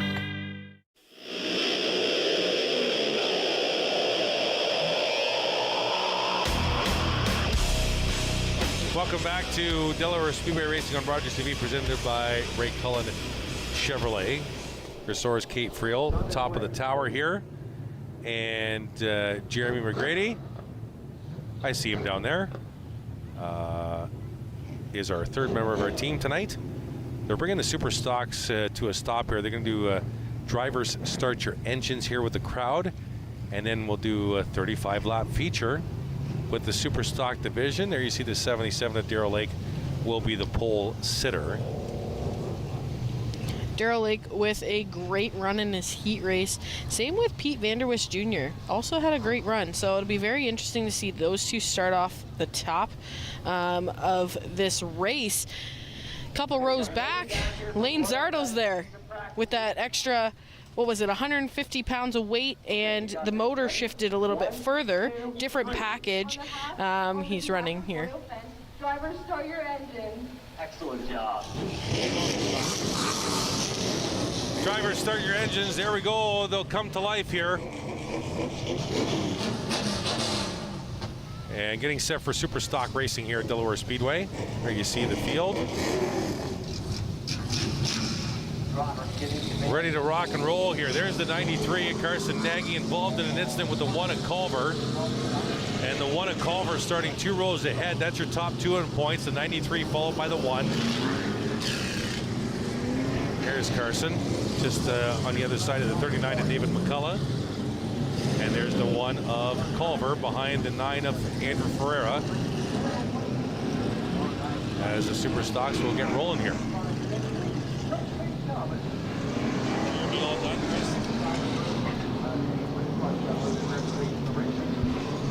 Lake will be your pole sitter. Vanderwish Jr. outside row 1. Collison and Wilds row 2. Rickwood, Zardo row 3. Ferreira, Culver, they have been well acquainted over the years. Row number 4. Dyson, McCullough row 5. Nagy. And then the 4 is on the outside.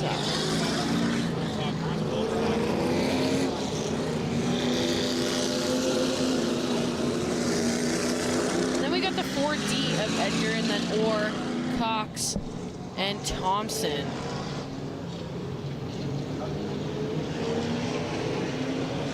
And we have, I believe we have a guest starter for the Super Stock rate. White flag being displayed on the speedway.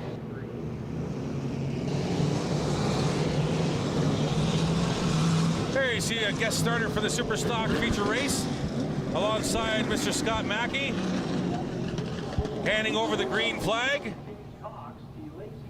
And Scott will direct that young race fan when to wave it. He's pointing to when they get to the restart zone. And then the green flag will wave. Lights off the Delaware Speedway pace vehicle. Darrell Lake, the pole car here in the 77. Ben Wish Jr. outside row number 1.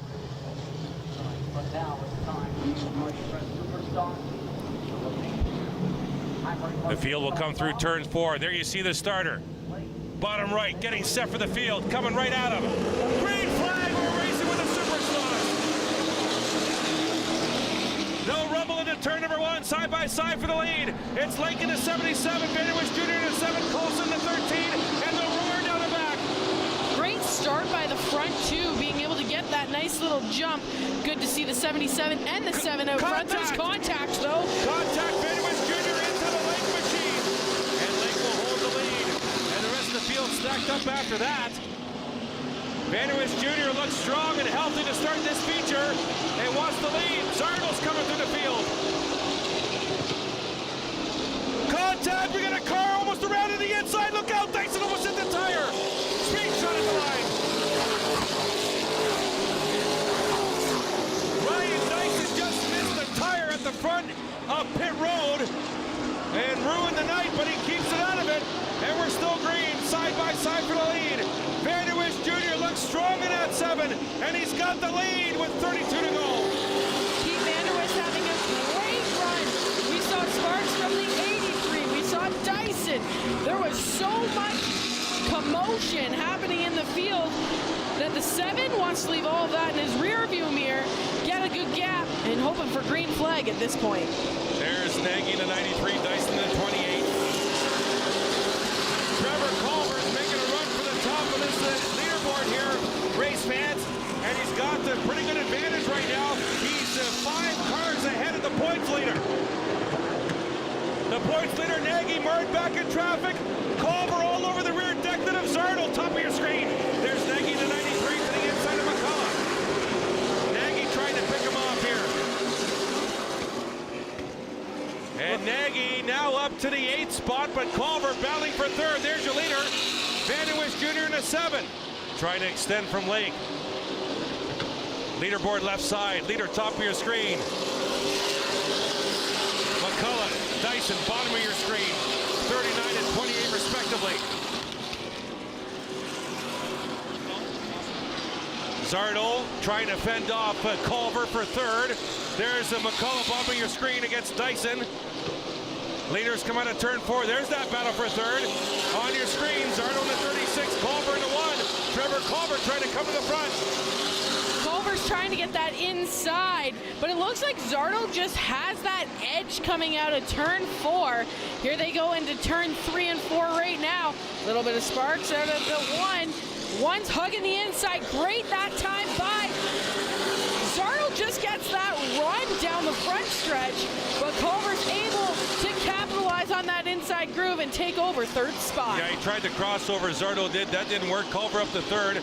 Nagy married in the 3-car battle now for 5th spot. Trying to get to the inside of Ferreira, and he does. Top of your screen, battle for 3rd. There's Carson Nagy at bottom of your screen. Inside of Ferreira, and the points leader is coming to the front. But he's a ways back still, half a straightaway behind the next position car of Lane Zardal. There you see Culver and Zardal top of your screen. Nagy bottom of your screen. That's the 3rd and 4th top of your screen and 5th at the bottom. And Vander Wish Jr. still leading Lake, but Culver is tracking him down. That 1 car looks strong tonight, Kate. That 1 car is on rails. He's running some fast lap times, and he looks to be the fastest car on track right now with 20.1 second lap times. But you want to know who's second fast? Carson Nagy. I figured. The front 3 all together. They've distanced Zardal now, top of your screen. The points leader, bottom of your screen, that orange 93. In the 5th position is Nagy. And And they'll work the backstretch. Culver is reeled in Darrell Lake now in the 77. That's a battle for second. Nagy all by himself in the 5th spot. He's still about half a straightaway behind the leader. Here's your battle for second now. Culver will grab it from Lake. No contest. Trevor Culver in that one car trying to come to the front. Trevor Culver's having a great run. Pete Vanderwist Jr. does not want to see that one car in his rear view mirror. He's going to go to work on reeling in that 7 car. Great run by the 7 car so far this time by. He's reeled them in pretty quick, actually. That one car is the fastest car in the track, followed by the 93 of Nagy. But the 93 of Nagy is still a good half a straightaway behind the leaders. Yeah, the one car's about a 1/10 to 3/10, depending on the lap, faster than the 7. Trevor Culver right in the rear. Declan Vanderwist Jr. looking to the inside. Under braking. Vanderwist, how much will he defend here? They're both loose out of turn number 4. Vanderwist trying to cut down. It's not there. Culver to the inside. They're side by side for the lead. And Culver will grab the lead clean out of turn 2. New leader. It's the one of Trevor Culver. One of Trevor Culver leads this time by, and the 7 of Pete Vanderwist Jr. falls into second, followed by Lake, Zardo, and then there's Carson Nagy in the 5th spot. Nagy closing the gap now, less than half a straightaway to the leader. There he is, the points leader. Needs as many spots as he can because right now, Culver's got a bonus point for leading a lap. And there's still enough laps left that if Culver... Oh, we got a spin in turn 2. We got a spin in turn number 2. And that is, I believe, the 8 machine. Yes, it is. Randy Kuykendall. And caution on the speedway. Hello, Carson Nagy. You just gained a lot of track position, bud. Just gained so much track position, and that's why every car on this track matters. The 8 car was a lap down and goes around. Now everything's going to be re-racked. 18 laps to go. Super Stock feature. We'll be right back. Delaware Speedway Racing on Rogers TV, presented by Ray Cullen Chevrolet.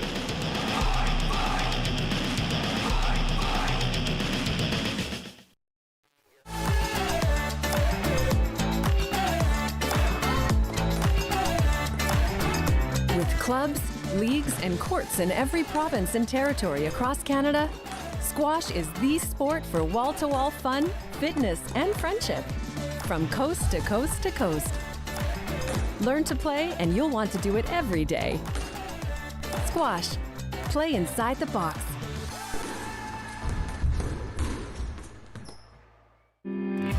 Hi everyone, my name's Emily Febri. I'm also known as Ranger M. I'm an environmental communicator and educator, and I get to talk to a lot of different people about all things nature and conservation. I love to knowledge share, and that's what I want to do with you. So come on, let's go learn with Ranger M.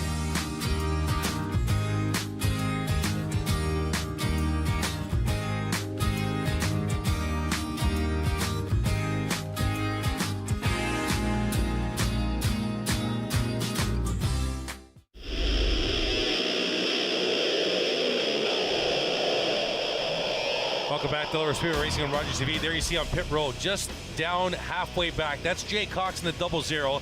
He just came in for a right rear tire pressure adjustment on that car and set to resume and return to the race. And there goes the 00 down pit road under caution with 18 laps to go. Trevor Culver looks very, very strong. There you see the 00 returning to the racetrack. Culver is very strong. He's the leader. The control car picks the inside. The caution has allowed the points leader Carson Nagy to gain all that track position. There you see the orange 93. And he has been the second fastest car on the racetrack. Lights off the Delaware Speedway pace vehicle. White flag has been displayed. Still to come, spectator King of the Hill race here from Delaware Speedway. Culver, Vanderwist Jr., your front row. Lake and Zardo, row number 2. Nagy, Ferreira, row 3. That caution helped Ryan Dyson too. Ryan Dyson was over, or maybe a full straightaway behind the lead battle. Now he's just 3 car lengths.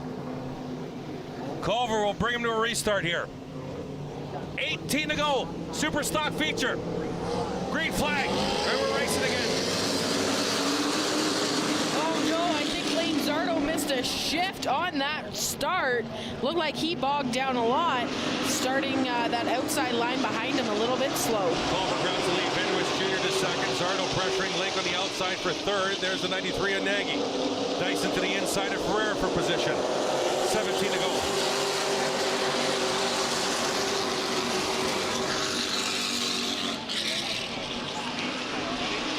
Lake able to pull away from Zardo. You see Carson Nagy and Zardo racing side by side going into turn 3.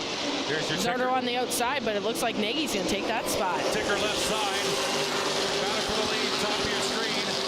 Carson Nagy, the points leader, bottom of your screen. Trying to work his way around the 77 of Lake. Coming around this side, we'll send you down track side below the flag stand. It's a speed shot. Rogers TV at Delaware.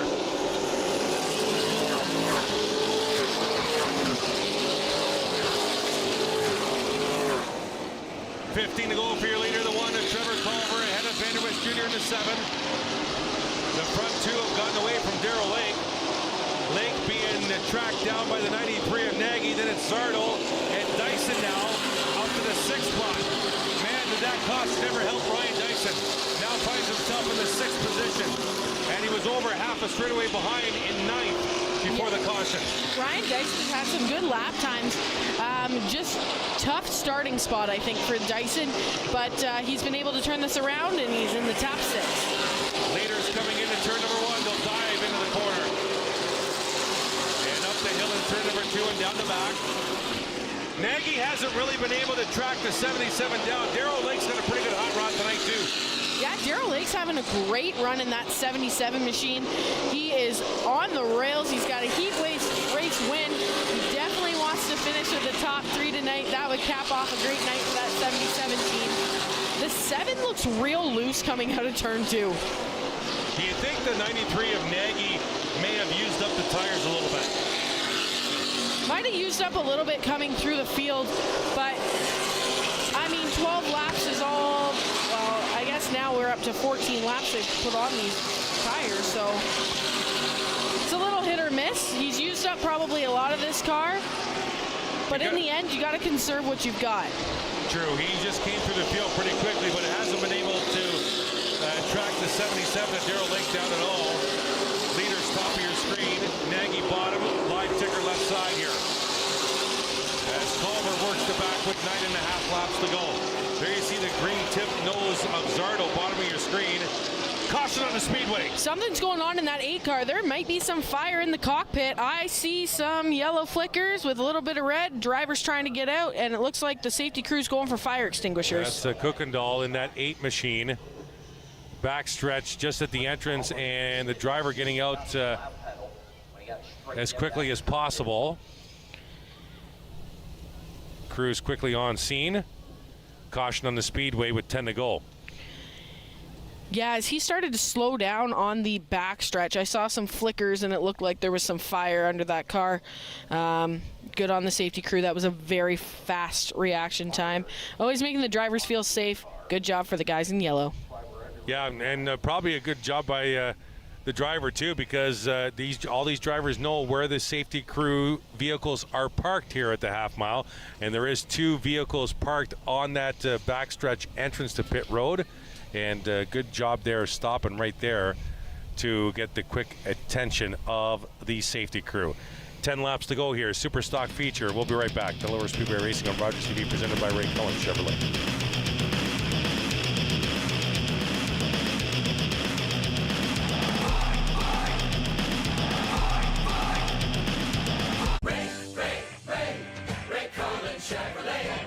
Ray saves you money, and that's the key on Chevy, Buick, GMC. Ray Cullen Chevrolet. You should drive by Ray today. Tune in this week to Money Talks with Brian Seeley as we speak with a corporate lawyer from Siskins Law Firm, as well as the incredible wealth management team from Canucci, Janitis, Allen Wealth.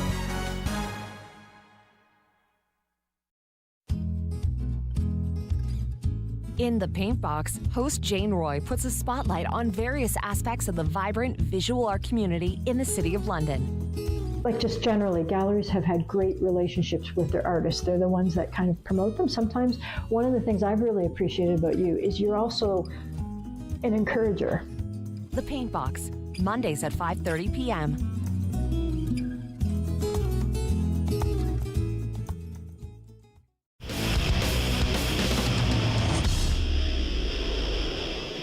Welcome back at Delaware Speedway Racing on Rogers TV, presented by Ray Cullen Chevrolet. There you see the 8 car on the business end of Delaware Speedway tow truck here as we're under caution, the Super Stock feature with the 10 to go. And Kate apparently has left the broadcast booth and she's going into King of the Hill. No, I wish. I'm just kidding.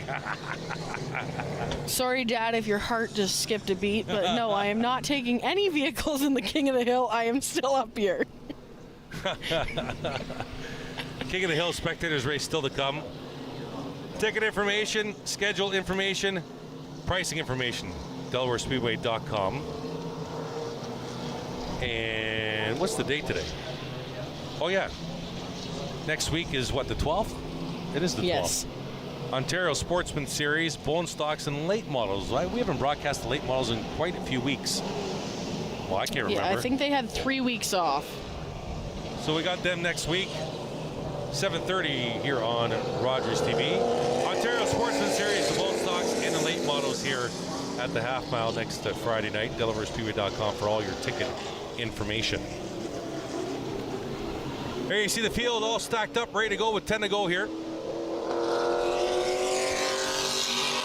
And Jay Cox came in for more adjustments on that 00 and rejoining the back of the field now as the field approaches turn number 3.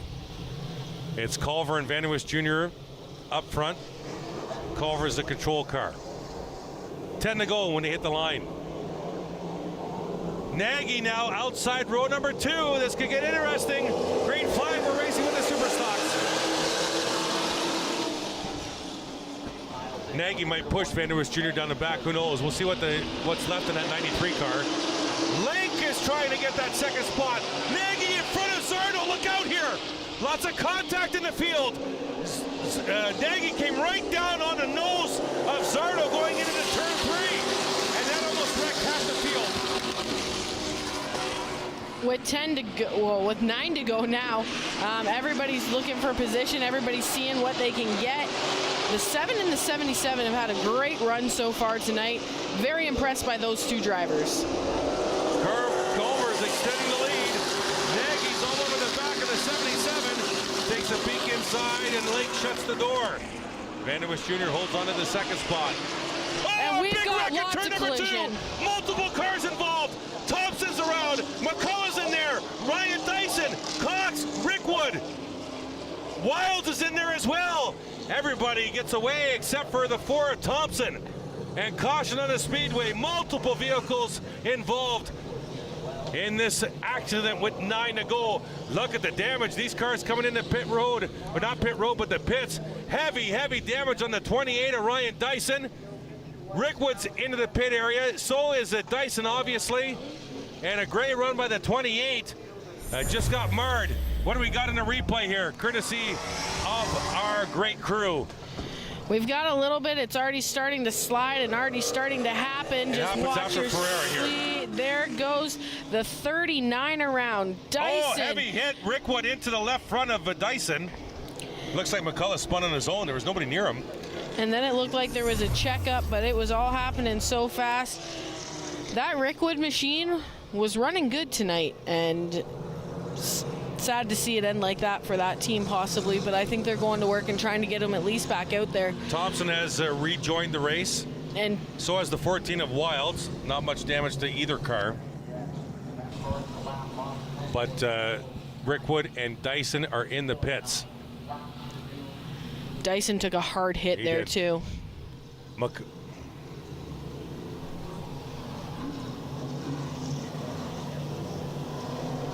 We're getting reports that the headers got too hot and caught fire on the 8 machine, our previous caution. Thank you so much to Jeremy for letting us know that. And under caution here with 9 to go. Looks like they're going to double up here. It'll be Culver, Vanderwish Jr. in the front row still. McCullough's rejoined the race after spinning. McCullough rejoins in the 4th row. Still no Rickwood and still no Ryan Dyson. Heavy damage on both those vehicles. I think they're pretty much done. Oh, I just heard a car fire up though in the infield. I don't see anybody moving. Lights are still on. 1 to go this time by.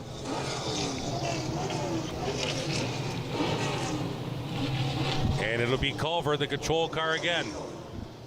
Vanderwish Jr., Lake, Nagy. Another shot at the 1 car. They're all nice and slow here. Rickwood, no, that's Collison. He's coming into the pits from the backstretch. And Rickwood's headed out to pit road. Rickwood is rejoining the field in turn number 1. Waiting for the field to go by. Will not be docked a lap here. Laps do not count under caution.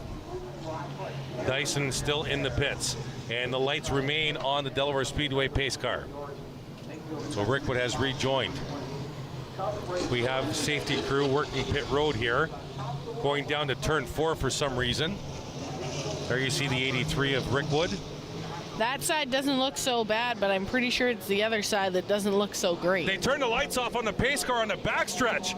They want to get this race going. We're going green, and we're racing at Delaware. That was strange. And Culver will lead the field into turns 1 and 2. Lake will go side by side with Vanderwish Jr. Great run by Lake down the back, trying to get the 2nd spot.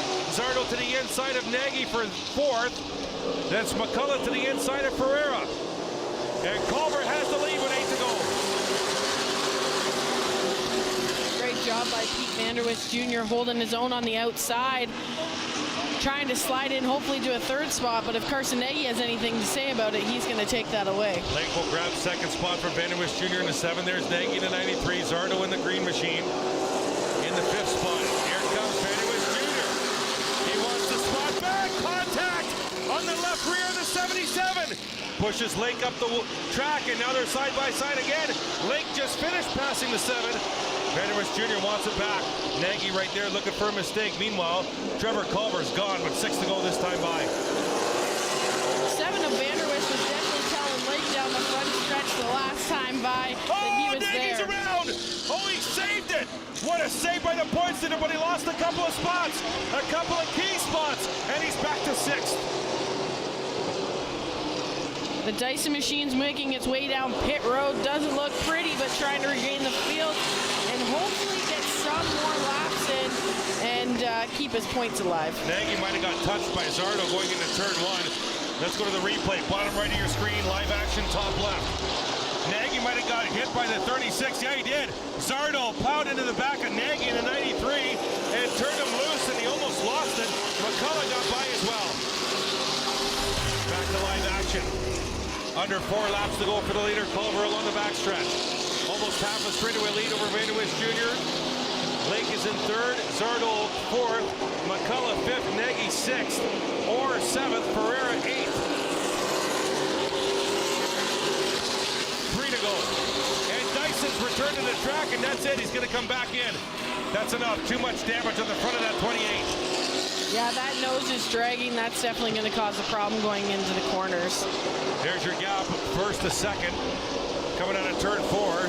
Watch the Ryan Dyson show Fridays at 7 on Rogers TV. You'll probably see how they fix that car for tonight. Culver down the back. Lap and a half to go here. Super stock feature. Trevor Culver has looked strong all night. What a horse. Under the hood of that number 1. White flag. This time by for Trevor Culver. The man who does his talking on the track and in post-race interviews, because he thanks everybody but the kitchen sink. And we're going to hear it again tonight. Trevor Culver, strong all night, is coming out of turn 4. Checker flag in the air for the one at Culver. He'll win the super stock feature. Followed by Vanderwish Jr., Darrell Lake, and Lane Zardo, McCullough, Nagy or Ferreira, Cox, and Cody Wilds is your top 10. Great run for the 1 car, but also the 7 of Pete Vanderwish Jr. and the 77 of Darrell Lake. Really good to see them finish top 3. Yeah, that's a good point, too, because they had some strong horses behind them. Some usual strong horses every week behind them as well. There's your feature race winner, the one of Trevor Culver. Still to come, King of the Hill. Spectators race. And momentarily we'll see those cars entering the track. And Culver will do his normal reverse victory lap here. He'll turn around in turn number 1 and bring it back so his driver's side is facing the crowd. And the number 1 hand is sticking out the driver's window. Are we canceling King of the Hill? How long can we run it to? Pulling into victory lane is the one of Trevor Culver. I don't see, I'm just looking over the wall in turn 2. I don't see a lot of cars for the King of the Hill. Usually they're lined up with their lights on. So we'll have to wait and see what's going on. I think they're letting some of these bone stock cars out of the track before they're letting them back in. Yeah, looks like we have, they're going to let the cars out. Thank you, Kate. Looks like we have 15 King of the Hill cars, so a short King of the Hill roster tonight. That's what I just heard was 15. So any trailers that are ready, they're going to let them escape. There you see Trevor looking to get out of the 1 car.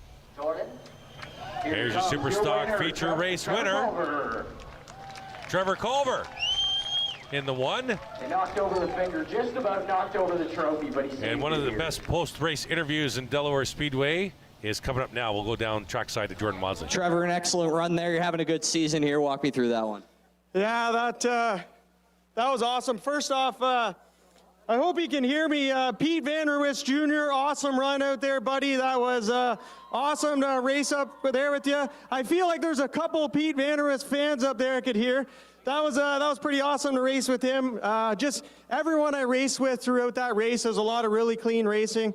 As I was getting to the front, I was on the outside of the 13 and the 14 was in front of me, and we kind of made a little contact, so sorry to the 14 for a little contact there, but we are really focusing on just Delaware this year, and it seems to be paying off. This car is working really good, and really happy to be here and have all you race fans come here and support us. I know you got a lot of people who make this happen every Friday night for you.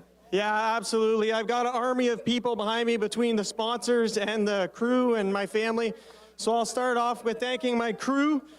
So I got to thank Alan Gould, Tanner Peary, Mason Culver, my mom, Sue Jones. I got to thank my dad, my stepdad, my uncle. I got to thank my wife. I got to thank everyone who helps as much as they do with the car, anything they could do. My brother, such a big help with all these people. I couldn't get here and couldn't make this thing work as good as I did without this. The guys at McCall Racing Enterprises, they build one really good race car. Anytime I need any help, I go there and they point me in the right direction. Could not do it without McCall Racing Enterprises. Big thanks to them. And then all these sponsors that are here on the side of the car. That's the biggest reason why we get here every week. I can't thank them enough. We'll start off with Inventory Express Lubricants, Carter Trucking, Hodgins Custom Service, DK Equipment, MGV Concrete, Wilds Printing, Mr. Transmission on Exeter Road.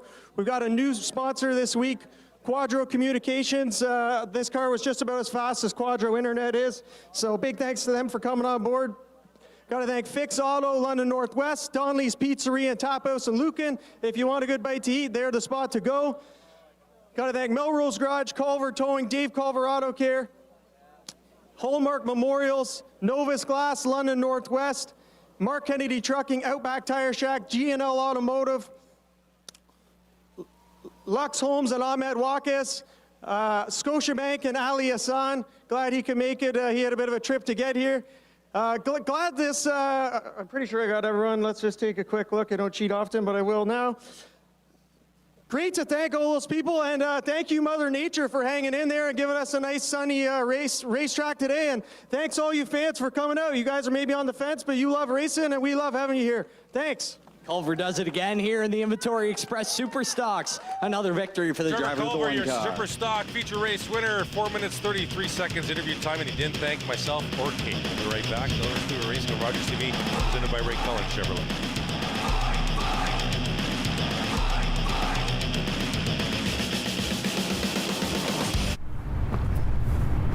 I did it. I need it. The hero gave it.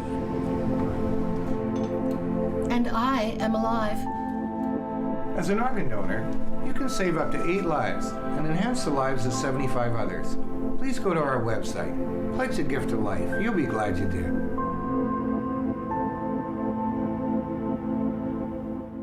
I'm ready for all competitors. Welcome to the world that you deserve to be in. Double down, then I level up. This is the best I've ever seen. My favorite act so far. You're dead, it's time to settle up. I want to see more. You absolutely nailed it. Yeah! It was incredible. The word is epic. Ready for all competitors. You've got a real shot at winning after that. America's Got Talent. All new Tuesdays, 8/7 Central on City TV.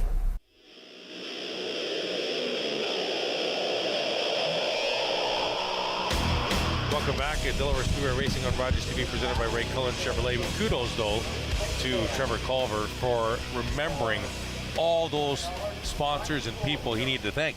He only looked at the car once. Yeah, but he got the most important one, his wife. Absolutely.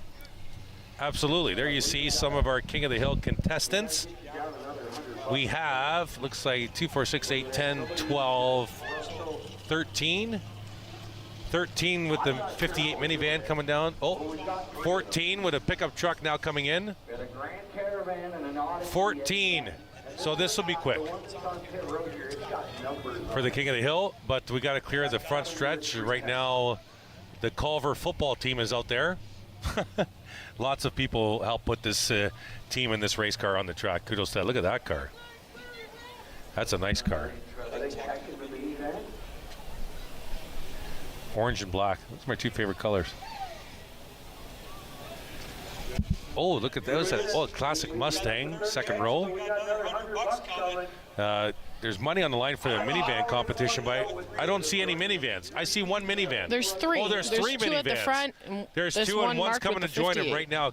There is the 58 minivan. So 3 minivans, and looks like 15 cars.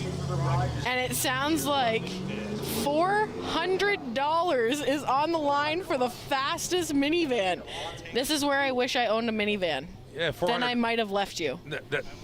And that $400 will go right to groceries, right? For the minivan off and the King of the Hill trophy. Stuff the van with groceries for sure. Another car coming in now. We're not done yet bringing cars in. Chris is giving me a flag too. That'll even things up. 10, 12, 14 cars, 3 vans. Is that car? Yeah, that car in the backstretch is going to come in to the competition.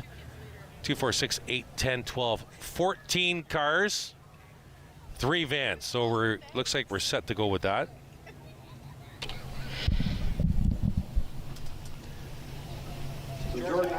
The minivan with the numbers has to be fast, though. We just had a message come in from our friends of the Chisholm family. They counted the sponsor mentions by Trevor Culver, 20, and he got them all. Wow. Yep. Good job. Thank you for watching, Chisholm family. Appreciate it. I know when I used to run here in the junior late model class, it was a part of our schooling that we did. We used to race, and then we would have schooling after, and we'd actually race for sponsorship, for like scholastic money. So that was one of our tests. We actually had to memorize all of our sponsors, make sure that we could give a speech, and then we were graded on it. So everything used to be out of 30. So kind of interesting how those things really play out. If you continue racing after your junior late models, you move into higher classes, and it's something that really does stick with you. Right. Good point. Okay, here comes our first matchup. Kate's very good at vehicle recognition. I am terrible from up here. Well, that's a Dodge on the inside. Good job, Chris. Hey, I'm good. If I get a make right, that's okay. Well, there's a black car on the inside and a gray one on the outside. Oh, we have the expertise of Kate Friel here for the King of the Hill. I think that's a challenger, I think, on the inside. I want to say it's a Mazda on the outside, but I can't tell from up here. Pretty even race out of turn 2. Look out here. Outside car was accelerating, getting to the door here. Opening match isn't a bad one here. They're close here out of turn number 4. Who's got the push? And it's going to be the Dodge by 2 car lengths. Hey, we got a minivan interview. Let's go down to Jeremy. Jeremy. Thanks, guys. I'm here with Chuck driving the Dodge Caravan. And what do you hope to do out of this King of the Hill? Do you want to try to win it all here with this van? Well, the main thing is trying not to blow up the transmission. And then what's going to be the key for you, obviously, coming down this track in the Caravan? How fast do you think you can get this thing down the straight? Well, I know I got over 100 last time here, so I'm hoping for the same thing. Hope it don't go into limp mode on me, and we'll see what happens. Well, best of luck to you into this King of the Hill. I'll send it back upstairs. Interview. Thank you so much, Jeremy. Mustang on the outside. Any idea on the inside, Kate? Oh, Mustang, she gone. Yeah, I don't think it's going to matter. Right off the line here. Mustang did a burnout in turn 4 before it got to the line. And must wear helmets. That's been the rule here with Delaware Speedway King of the Hill. Got to wear a helmet in the King of the Hill. Hey fans, are you enjoying the racing? And the Mustang coming around, no problem here. Will advance to the next round. Take the win.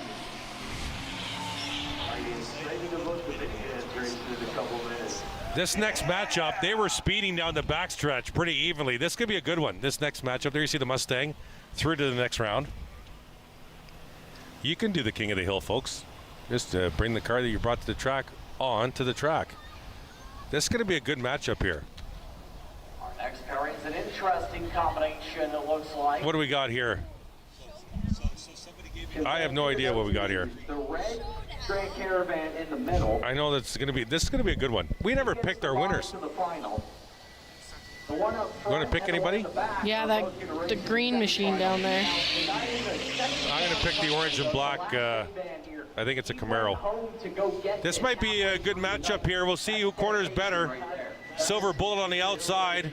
Oh, I thought it was going to be a good matchup. Looking good into turn number 3. Healthy lead here. Drifts up the track just a bit. Hold on to the next run for a King of the Hill. That was a Audi, right? I think so, yeah. Yeah. I was hoping the Subaru was here again. I'm fantastic with cars. $400 up for Remember, we're at the top of the hill, folks. So if anybody was going to chirp Kate about not knowing the make of the cars, remember, we're up at the top for our broadcast position. Let's go down trackside to Jeremy. I'm here with the second of 3 vans here tonight with my man Chuck. Now, Jim. Or pardon me, Jim. Chuck was the first guy. So, Jim, you got yourself your Chrysler. It's an 08. Yep. How many miles on it? Too many to count. All right. Delivery van. And so entering it into the King of the Hill tonight against the 2 other vans, what's going to be the key for you to try to be the top van and maybe a shot at winning it all? We're just going to put it right to the metal and just see what we can do with it. That's going to be a key. And then when you first got this car, did you ever think you would ever race it? It's survived about 4 years in the courier business and it's still kicking. So it came out last year, won, and it's been parked for a year, and it's out for the first time running since a year ago. So not really, no. I thought it would be gone by now. All right, well, good luck in the King of the Hill, and best of luck. Awesome, thank you. Back upstairs. All right, thank you, Jeremy and Chuck Jim. Here's a Ford truck. Did you get that? I got it. Just poking fun. That's a Ford pickup, I think, ahead of the cop car with the battering ram on the front bumper. I think that's a Ford pickup. And the pickup will win it. And the cop car, she gone. Well, here's my green machine. All right, and then my car is coming up on the next round, so we'll see. I'm a little scared for these minivans, because if one of them goes kaput, How are they getting home? Well, was it Chuck that said he's worried about his transmission? Yeah, and then we've got an old delivery van that's got too many kilometers to count. If the transmission gets busted, he can hop in one of the other vans, take him home, right? Well, hopefully. It all depends on how many people they brought with them. True. Take the kids first. We got a, looks like a camera mounted on the top of your green machine. They're starting pretty spread apart here. This might be a good one. Watching King of the Hill here, Delaware Speedway. I don't think I should have picked the green machine. Look out here. The start off the line was a little slow. Oh, but there goes the green machine now. Well, I think in this matchup I'm okay, but I'm not sure about in the long run. I should have gone with the Mustang. That kind of looks like a Talon, but I don't think it is. In second. And in Kate's green machine, look out here. Oh, I thought it looked like he was slowing down. He was slowing down a little bit, but had enough of a lead to hang on. And the green machine is through. All right, Kate, you're on to the next round. I think I might be in a little bit of a trouble here. My car is up next. I did only pick this car because of the color. Oh, look at doing the burnout here in turn 4. My pick's ready to go. Beautiful looking car there. Very much so. Neon covered machine. Yep, you can get one of those at Ray Cullen Chevrolet for sure. All right, I'm going to try and join Kate here in the second round. So they pull up to the line, red light conditions, and then Scott turns the lights off and then throws out a green. Hey! I think you're joining me. Unless he really blows the corner. Come on, get through the corner. What's going on here? Are you kidding me? It's not only about the car, it's also about the driver. That's right. It's about, as they said in Top Gun Maverick, it's about the pilot in the box. I'm done. What a great start. My goodness. The Camaro, she gone. And I think that might be a Jaguar on the inside. All right. I think this might be an interview with van number 3. Let's go to Jeremy. Thanks, guys. I'm here with Rob here with the Honda Odyssey. Now, Rob, you're the third of 3 vans in here in this King of the Hill tonight. Have you raced this van in the King of the Hill before? I've never drove this van before. It's my sister's van. She took it in the last King of the Hill, gracefully lost, and we're up here. I didn't know this was King of the Hill event. Here we are. So you got this Odyssey, and what year is it? Old as dirt. I have no idea. Like I no idea. And do you hope to try to win out of the other 2 vans?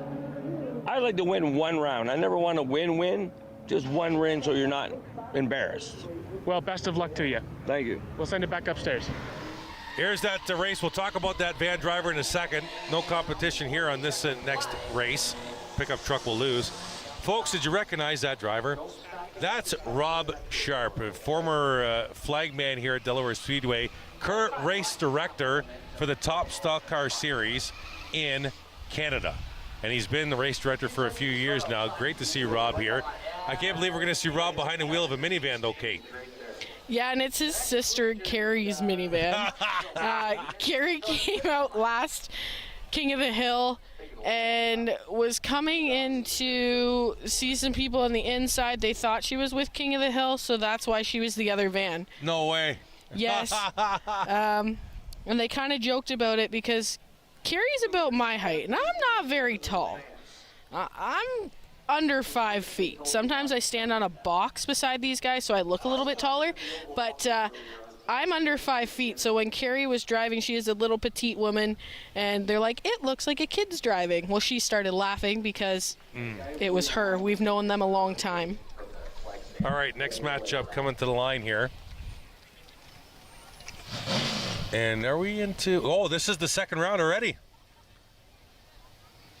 Quickly, second round. We're gonna, I think they're saving the vans till the end. How are you going to work it with 3, though? All at once would be awesome. All at once, maybe. Only 3 vans, you got to put them all at once.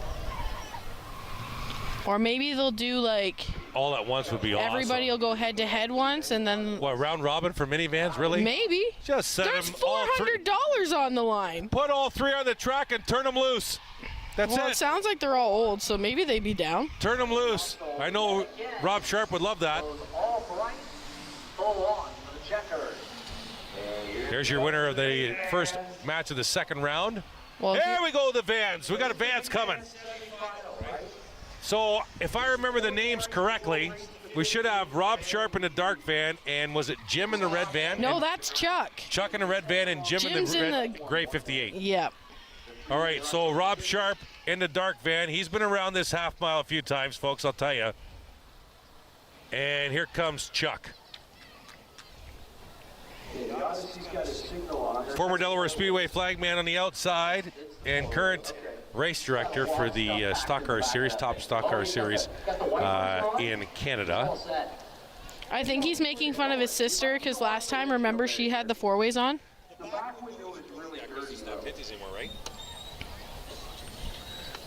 I think they changed it. I can't So remember this the name. is the van semifinal. This is for the right to race. All right.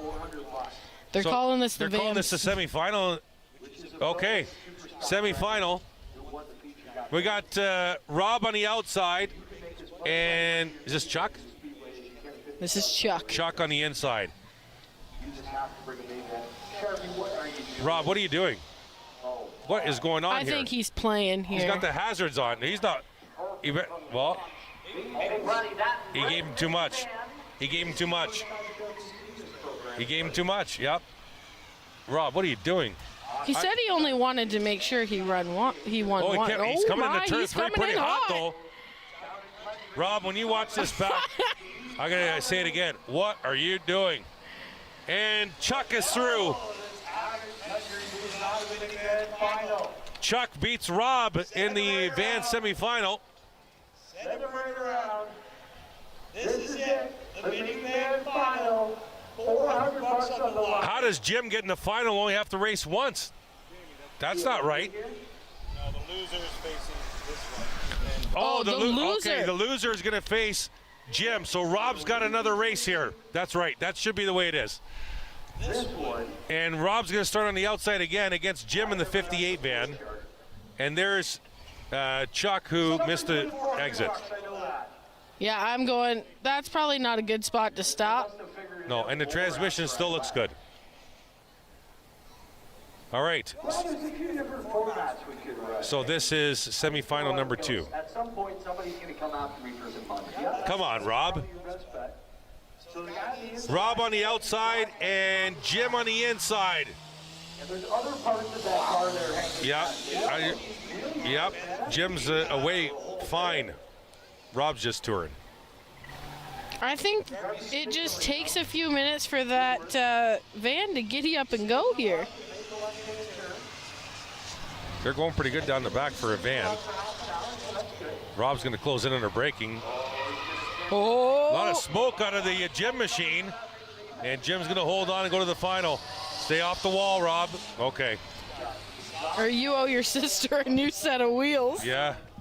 More than that, maybe. All right, Jim versus Chuck in the final here. Jim and Chuck. So Jim is in the gray van and Chuck is in the red van. So we've got Chuck in the red van and Jim in the gray van. And getting set for 2 out of 3 here with the vans, I believe. So they're getting 2 out of 3 for $400. They're going to have Chuck reverse out of the pit road there. Waiting for the burgundy one to pull out of his parking spot while avoiding the grocery cart. All right. So $400. These days, that's not a lot of groceries, is it? I don't think so. Depends on how many kids you have and That's how true. old they are. Yeah. If you've got a slew of teenage boys, it's not going very far. No, it's not. The van might look full on the way home to unpack it, but It won't last in the house.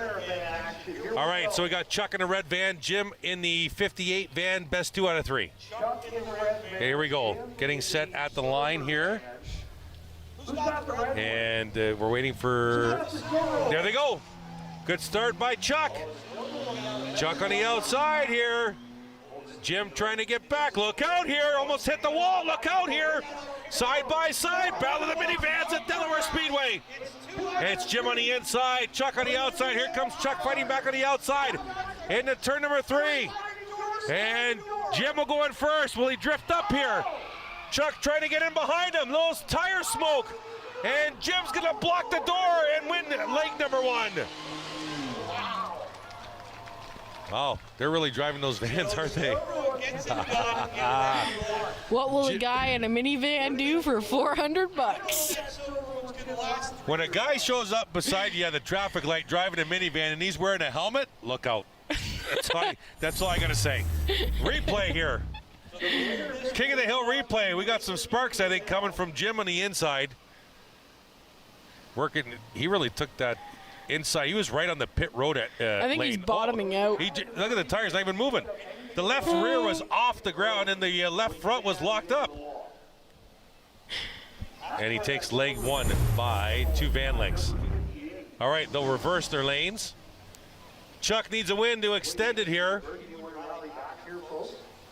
I don't know, I might give it to Chuck here because he had a good start. He was actually ahead going into turn 1 by half a van. So if Chuck gets a good start here, I think he's got it. And forcing it, race number 3. It's 10. I love it. See, Chuck might get an edge here. He's got to keep him to the outside here. Chuck's got to keep Jim to the outside here. Who's going to corner here? Chuck's going to let it go. And Jim's going to let it go. They're going to drag race down the back.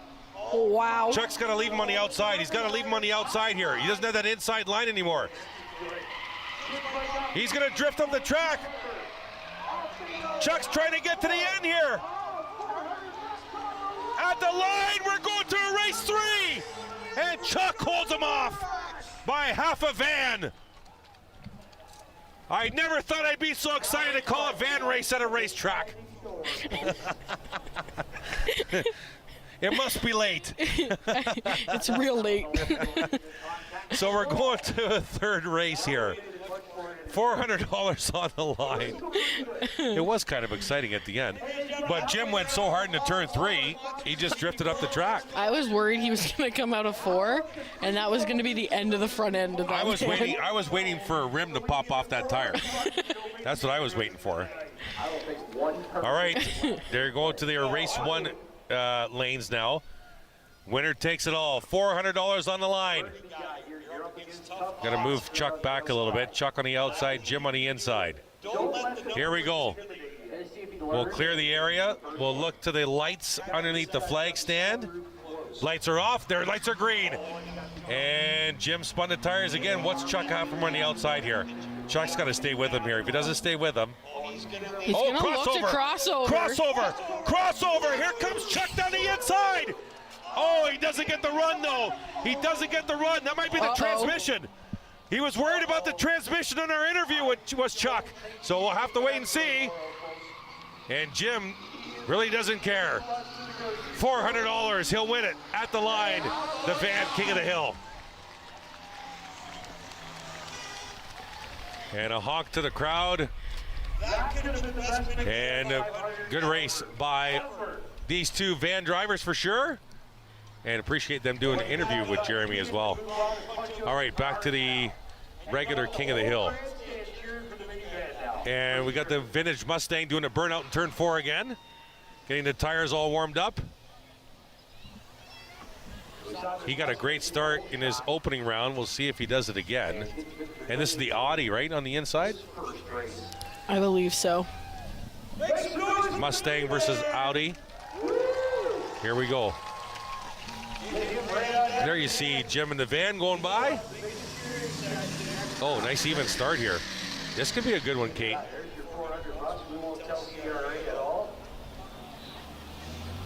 Well, that's while the other racers are on race track. Perfect. Mustang getting out soon down the back straightaway.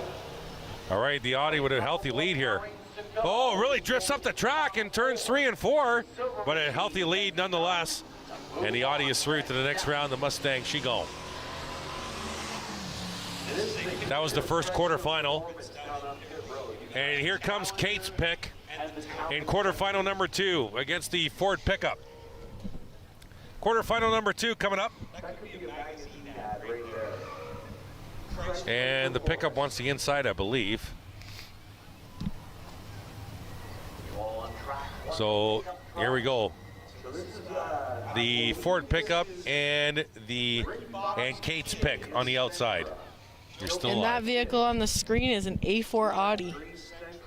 Okay. Thank you. All I right. can't take all the credit. I'm getting help from home. Oh, And in okay. home, I mean my dad up in Grand Bend watching live. Nice. Welcome, Dad. Nice start by the pickup truck. Kate, you're in trouble. I know. I said that after I saw the start of the green machine in the first Remember, round. he cornered well in the first round, and he's doing it again. Was the truck playing with him, though? He's got to be in I range, think though. so. He corners better than the truck, I think. But the truck's protecting the inside. Yeah, he can't get there. He can't get inside. Now he tries to get inside. Truck's going to win it on to the next round, and Kate's been eliminated. That was Well, I quarterfinal made it number 2. past the first round. That's you. That's right. That's quarterfinal number 2. And quarterfinal number 3 coming back around here.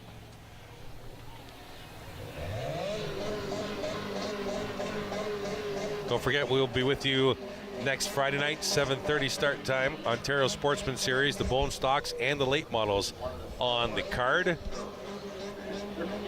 Okay, here we go. Quarterfinal number 3. I can't tell who's revving the motor. Is that Sentra? You should have revved it more while you're racing, man. All right. That wasn't very impressive. Then once they got going, the white car took off there. Turn number 1. Nose to tail down the back here. Lead extending. Quarterfinal number 3. A berth in the semifinals on the line here. Oh, he almost lost it. He had it fishtailing in turn 4. We almost had a major incident. Wow, I don't know if we got that. We did. Here it comes. Watch this. Loose in turn 4 and almost saw the front end going right into the wall. Look at that. Just drifting right through the corner there. You see him sawing on the wheel? That was awesome. That was terrifying. Kept it off the wall. I've seen some King of the Hill wrecks in my days here. My goodness. Oh, it's Jim in the van. He wants more. He's going to get a lot of this Dodge here. So this is the final quarterfinal. He's already playing with house money. He's got $400, right? Yeah, he's already doing good. Yeah, might as well keep going. What's one more lap as long as it makes it home? Yeah, or makes it back to the line, true, yeah. And Dodge looking very good here. I think that's a Dodge. That's a Dodge. And through turns 3 and 4. And the Dodge is through to the semifinals. And Jim with a victory lap. He's all done.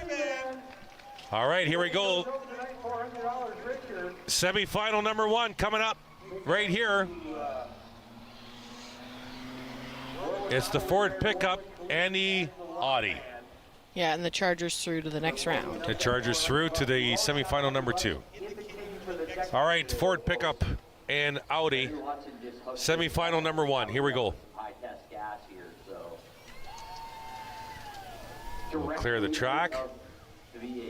Lights are off. Lights are green.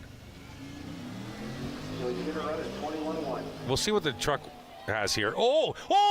The Audi went up, but did they hit? They were. Oh my goodness, that was so close. Did they have contact? Because the truck is not pursuing as. The truck wasn't pursuing as fast as I thought he might be. Oh my goodness. Was there contact there? We'll have to wait and see. We'll see what the truck does after this finish. Wow. I don't see Let's get a any replay marks, here. But Audi looks like he comes up the track. He does. He comes up the track there, and almost into the left front of the truck. Wow. I did not expect that at all. Holy that was like mackerel. the scary driving sometimes on the 401 through Toronto is what that was. That was semifinal number 1. Now we're getting set for semifinal number 2. And the Challenger needs to back up a little bit here. Oh! Jaguar on the outside. Challenger did not get a good start there. Coming back though. That Jaguar's flying. And Challenger trying to close in, coming in hard. And it's not going to be enough. Jaguar goes up high. Jaguar is going to go to the final. Jaguar versus Audi here in the final tonight. King of the Hill, Delaware Speedway. And I think we're doing best 2 out of 3 as well. How many more fishtails almost touching are we going to have in the final? I don't know. We might have a full 3 more races to find out. 2 out of 3. Here we go. 2 out of 3. Audi versus Jaguar. This would be a good final here.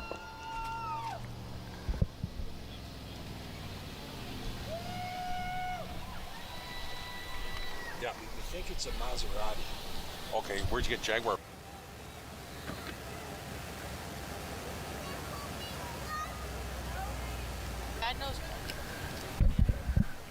All right, so there's a little debate, so we'll reach out to Kate's dad. We're thinking maybe either a Jaguar or a Maserati. We can't tell from up here, but the other one's an Audi. Best 2 out of 3. Are we confirming it's a Jaguar? I think Jordan's down there, and he just said up to Jamie up here beside us that it is a Jaguar. All right, Kate's dad, you did well. And the Audi is off and running here. Race number 1, best 2 out of 3, final King of the Hill, Delaware Speedway. What's the Jaguar have here on the backstretch? Jaguar's creeping to the outside. They're even in turn 3. Leg number 1, still even, cornering through out of turn 4. It's going to be a dead heat to the line. It's going to be the Jaguar. Impressive on the outside to take leg number 1. The Jaguar's definitely cornering way better than the Audi, and the Audi is making me so nervous. But the Jaguar took the lead with horsepower and outbraking into turn 3. I'm aware, but have you watched every time somebody goes to pass the Audi? I think it almost gives me a heart attack. Let's go to the replay here. They're even into turn 3, I believe. My mistake. I think they were even in turn 3, and he made the pass. Just watch how good he corners. Made the pass in the corner. You're right, Kate. But here's where I get scared. He starts Audi's drifting. sawed on that wheel still. Yeah. Yeah, he took the lead through cornering. Good call, Kate. All right, leg number 2. They'll switch positions here. A win by the Jaguar, and it's over. And the champ is crowned, and the Audi, Cheater. where you go? Cheater. Where you go? Back it up. No. You come back. You come back. Audi's feeling the pressure here, Kate. I know. Don't do that again. Okay. You know, go too early. Okay, here we go.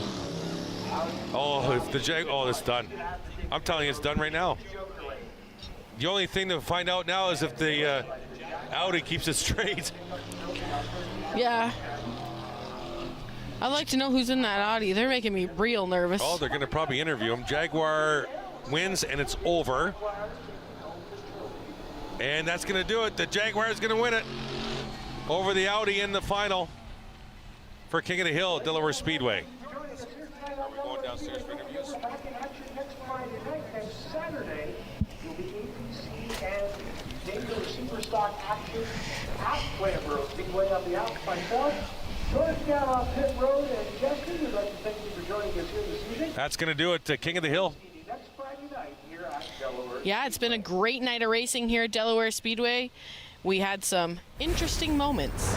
Yeah, absolutely. There we are. The Jaguar takes the King of the Hill. Great racing by the stock classes here at Delaware Speedway. Don't forget, thank you to Jeremy, who did a fantastic job, and all of our crew that was on board. And for Kate, Chris, thank you for joining us. Enjoy the rest of your weekend. We'll be live with you next Friday night, 7:30, for the Ontario Sportsman Series, the Bone Stocks, and the late models. It's Delaware Speedway Racing on Rogers TV, presented by Ray Cullen Chevrolet. Enjoy your weekend.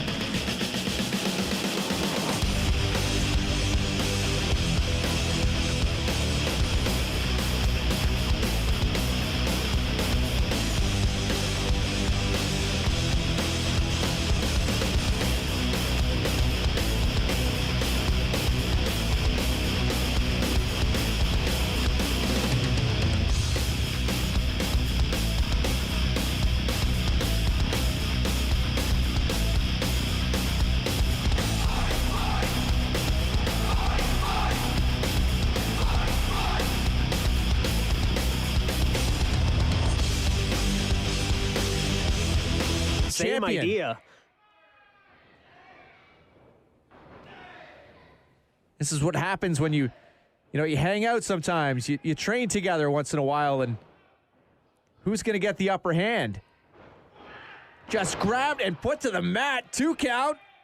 3. Matthews, unbelievable. Getting that victory maybe by the skin of his teeth there.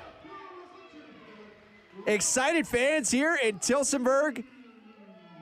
He retains the title. May have surprised himself on that one. Absolutely nothing can be taken away from the young lion Bryce Hansen in this matchup. Sometimes it's as simple as taking the body, putting you right on your back there. From that height, you saw the height he got, and slamming Bryce Hansen down. What goes up must come down, and that impact was enough. Sending a shockwave through the spine, I'm sure.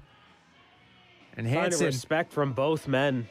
Well deserved after a match like that. Absolutely. And Hansen saying, yes, you got me today. This is why you are our champion here in Hammerlock Pure Wrestling. Can't imagine this will be the last time these men meet in the ring, though. I'm looking forward to that next time. Well, if you caught that, he patted the gold as he walked away. Interesting. There's your champion, Rodney Matthews. Don't miss the opportunity to see Hammerlock Pure Wrestling live. Visit hammerlockpurewrestling.com to see all of our exciting upcoming events.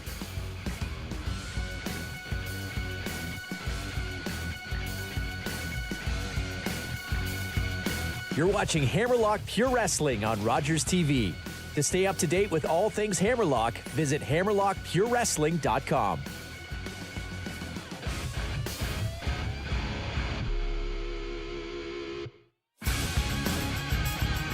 Thank you for joining us on Hammerlock Pure Wrestling.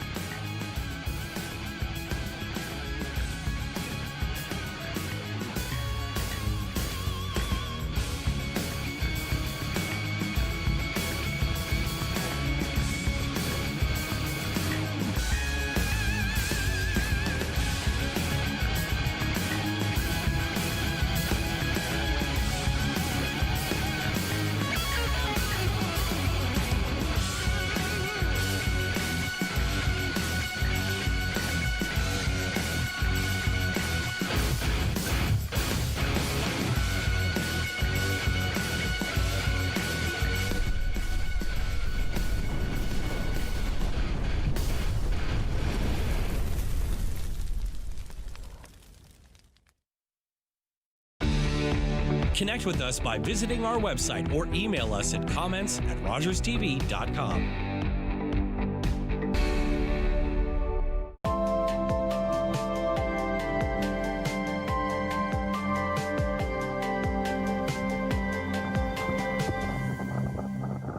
Thursday. Most people that are have received treatment for drug use problems are probably going to have a lapse. Join addictions counselor Dean Anderson for Invisible, Breaking Through the Stigma of Addiction on Rogers TV.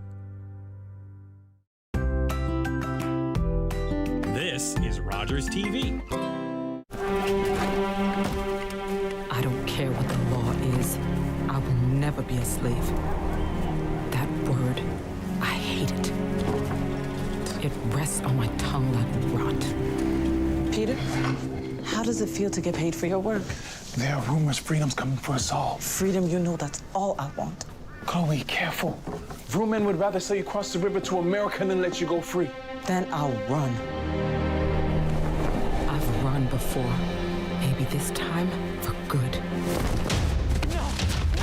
Just get her into the boat. No! Chloe! Chloe, no!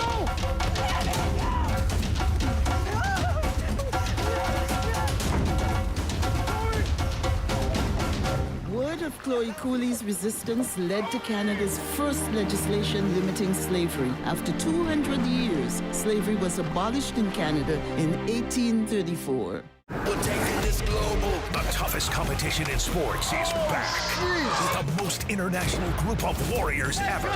16 mixed martial artists from 14 countries face off. I don't care how light it is. You're fighting each other for what? For a shot at UFC glory.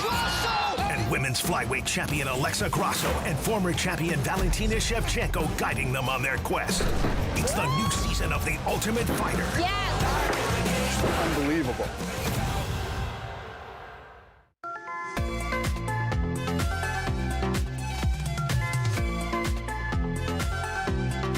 You're watching Rogers TV.